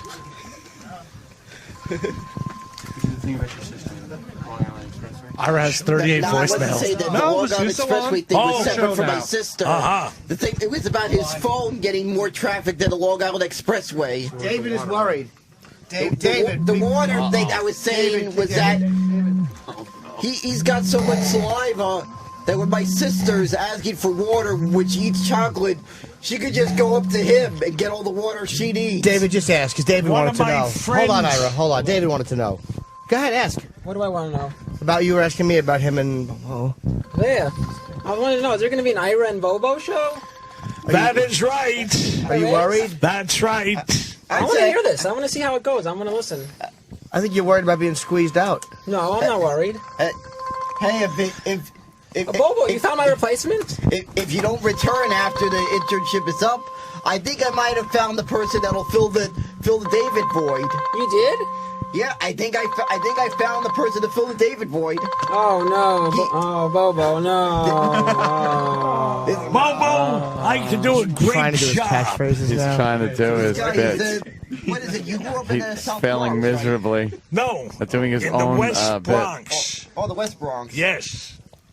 Say borough, close enough. She grew up the same place as my father, the Bronx. What part of the Bronx did he come from? I don't know exactly what neighborhood. I know he grew up somewhere in the South Bronx. I know I knew him and Paul Simon. Ira and Bobo! They knew each other. Ira and Bobo! My father knew Paul Simon very well as a kid. Paul Simon? And by No, the way, it's Paul my Hoggis. mom told me the story. By the way, she said that when my father went to some kind of Simon Garfunkel reunion in Central Park, he said Paul, He's arrested for my sodomy. mom told me that Paul Simon treated him like a douche when he told him when he was telling him that he said, "Remember me when we were kids?" And he didn't. What did Paul say? The guy just didn't even acknowledge I heard he didn't acknowledge my father. Oh, that's terrible. Understandable. That's I don't horrible. blame him. The guy didn't acknowledge someone he would hang out with as a kid. I think your phone is ringing. But if he would like the Elegants or the Supremes or the Coasters or the whatever, it would be very, very good. We had great groups in the 1950s, the 1960s. I go way, way back to Murray the K, the Swingin' Soiree. You don't go way, way back to 1950s. I go so way, hard. way back. That's how far back my father goes. God I rest his can soul. tell you God rest his anything soul. about radio on WABC Radio. Your phone's ringing. There used to be a disc jockey called Herb Oscar Anderson. Herb Oscar. Now, Herb Oscar Anderson used to go, "Hello again, here's my best to you. Are your skies all gray? I hope they're blue. Let me sing a song to you. Pass on the rainbow and the rainbow to you." Ira, I have a question for you. Yes. Do you like fish sticks? Fish sticks? Yes, I do. Oh, that's wonderful. Do you like fish sticks? Oh,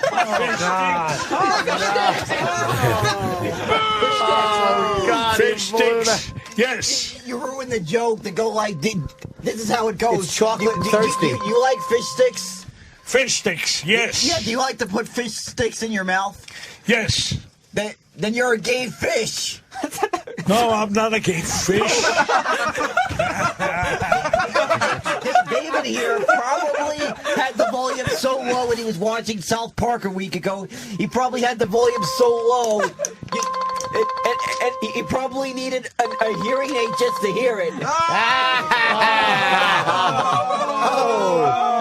Bobo. What'd you say, Bobo? I didn't even hear you. But I said he probably needed a hearing aid. Yes, That's how low he probably had Why the don't you answer volume. it? Wait. When? on the phone? Last week we're watching South Park. He probably had the volume very low. 3. And then what? Did the TV get wet?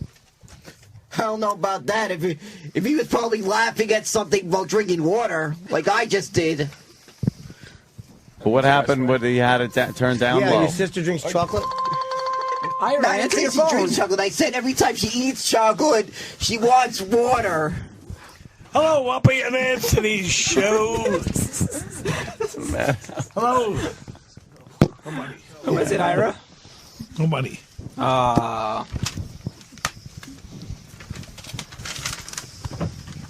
So, Bobo, why don't you... Bobo, why don't you introduce... Let me try this one. I think I got a good line for this one. Oh, he's got a good line. There he goes. Ramon! Somebody pig sock the guys that are jamming up the phone. Be more funny. Hello. Pick it up. Answer it. Ira, answer the phone. Hello.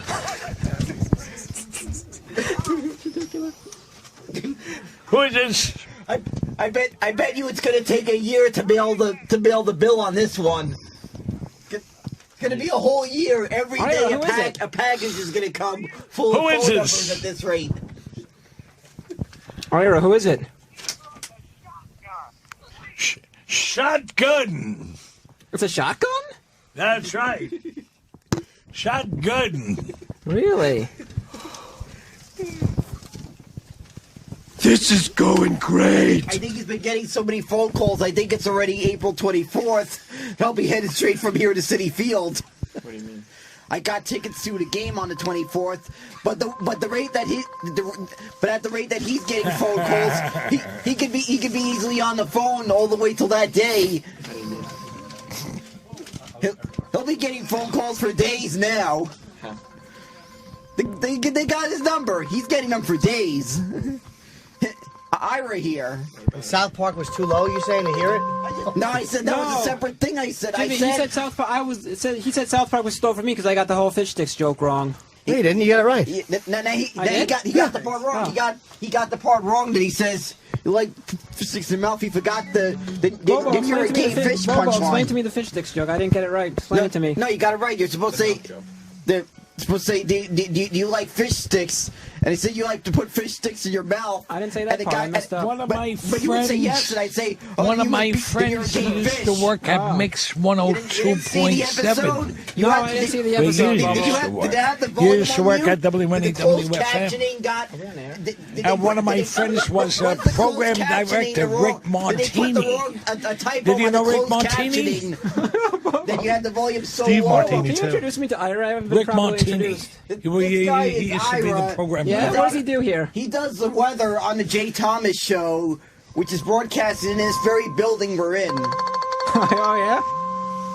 Of course, he's on the freaking same service. Oh, yeah? Probably, Okay. I think he's on I forgot what XM channel. What channel? XM on Friday mornings. Answer your phone, Ira. 101, the Howard Stern Show. Ira, answer your phone. Oh, you're on there. He's on that channel. He's on channel 101, which I gotta say, boo. There you go. The channel 101. Why? Ira, I don't mean... That's Ho-Ho's channel. Ira, someone's calling. I think you should answer. It might be an important Anybody phone who call. knows me knows that's the code name I use for Answer it Howard. quick before they go off. If I Answer say it. ho Say ho, hello. they know Say who I'm hello. talking. Anybody that knows me say if I mention ho ho, they know who I'm talking about.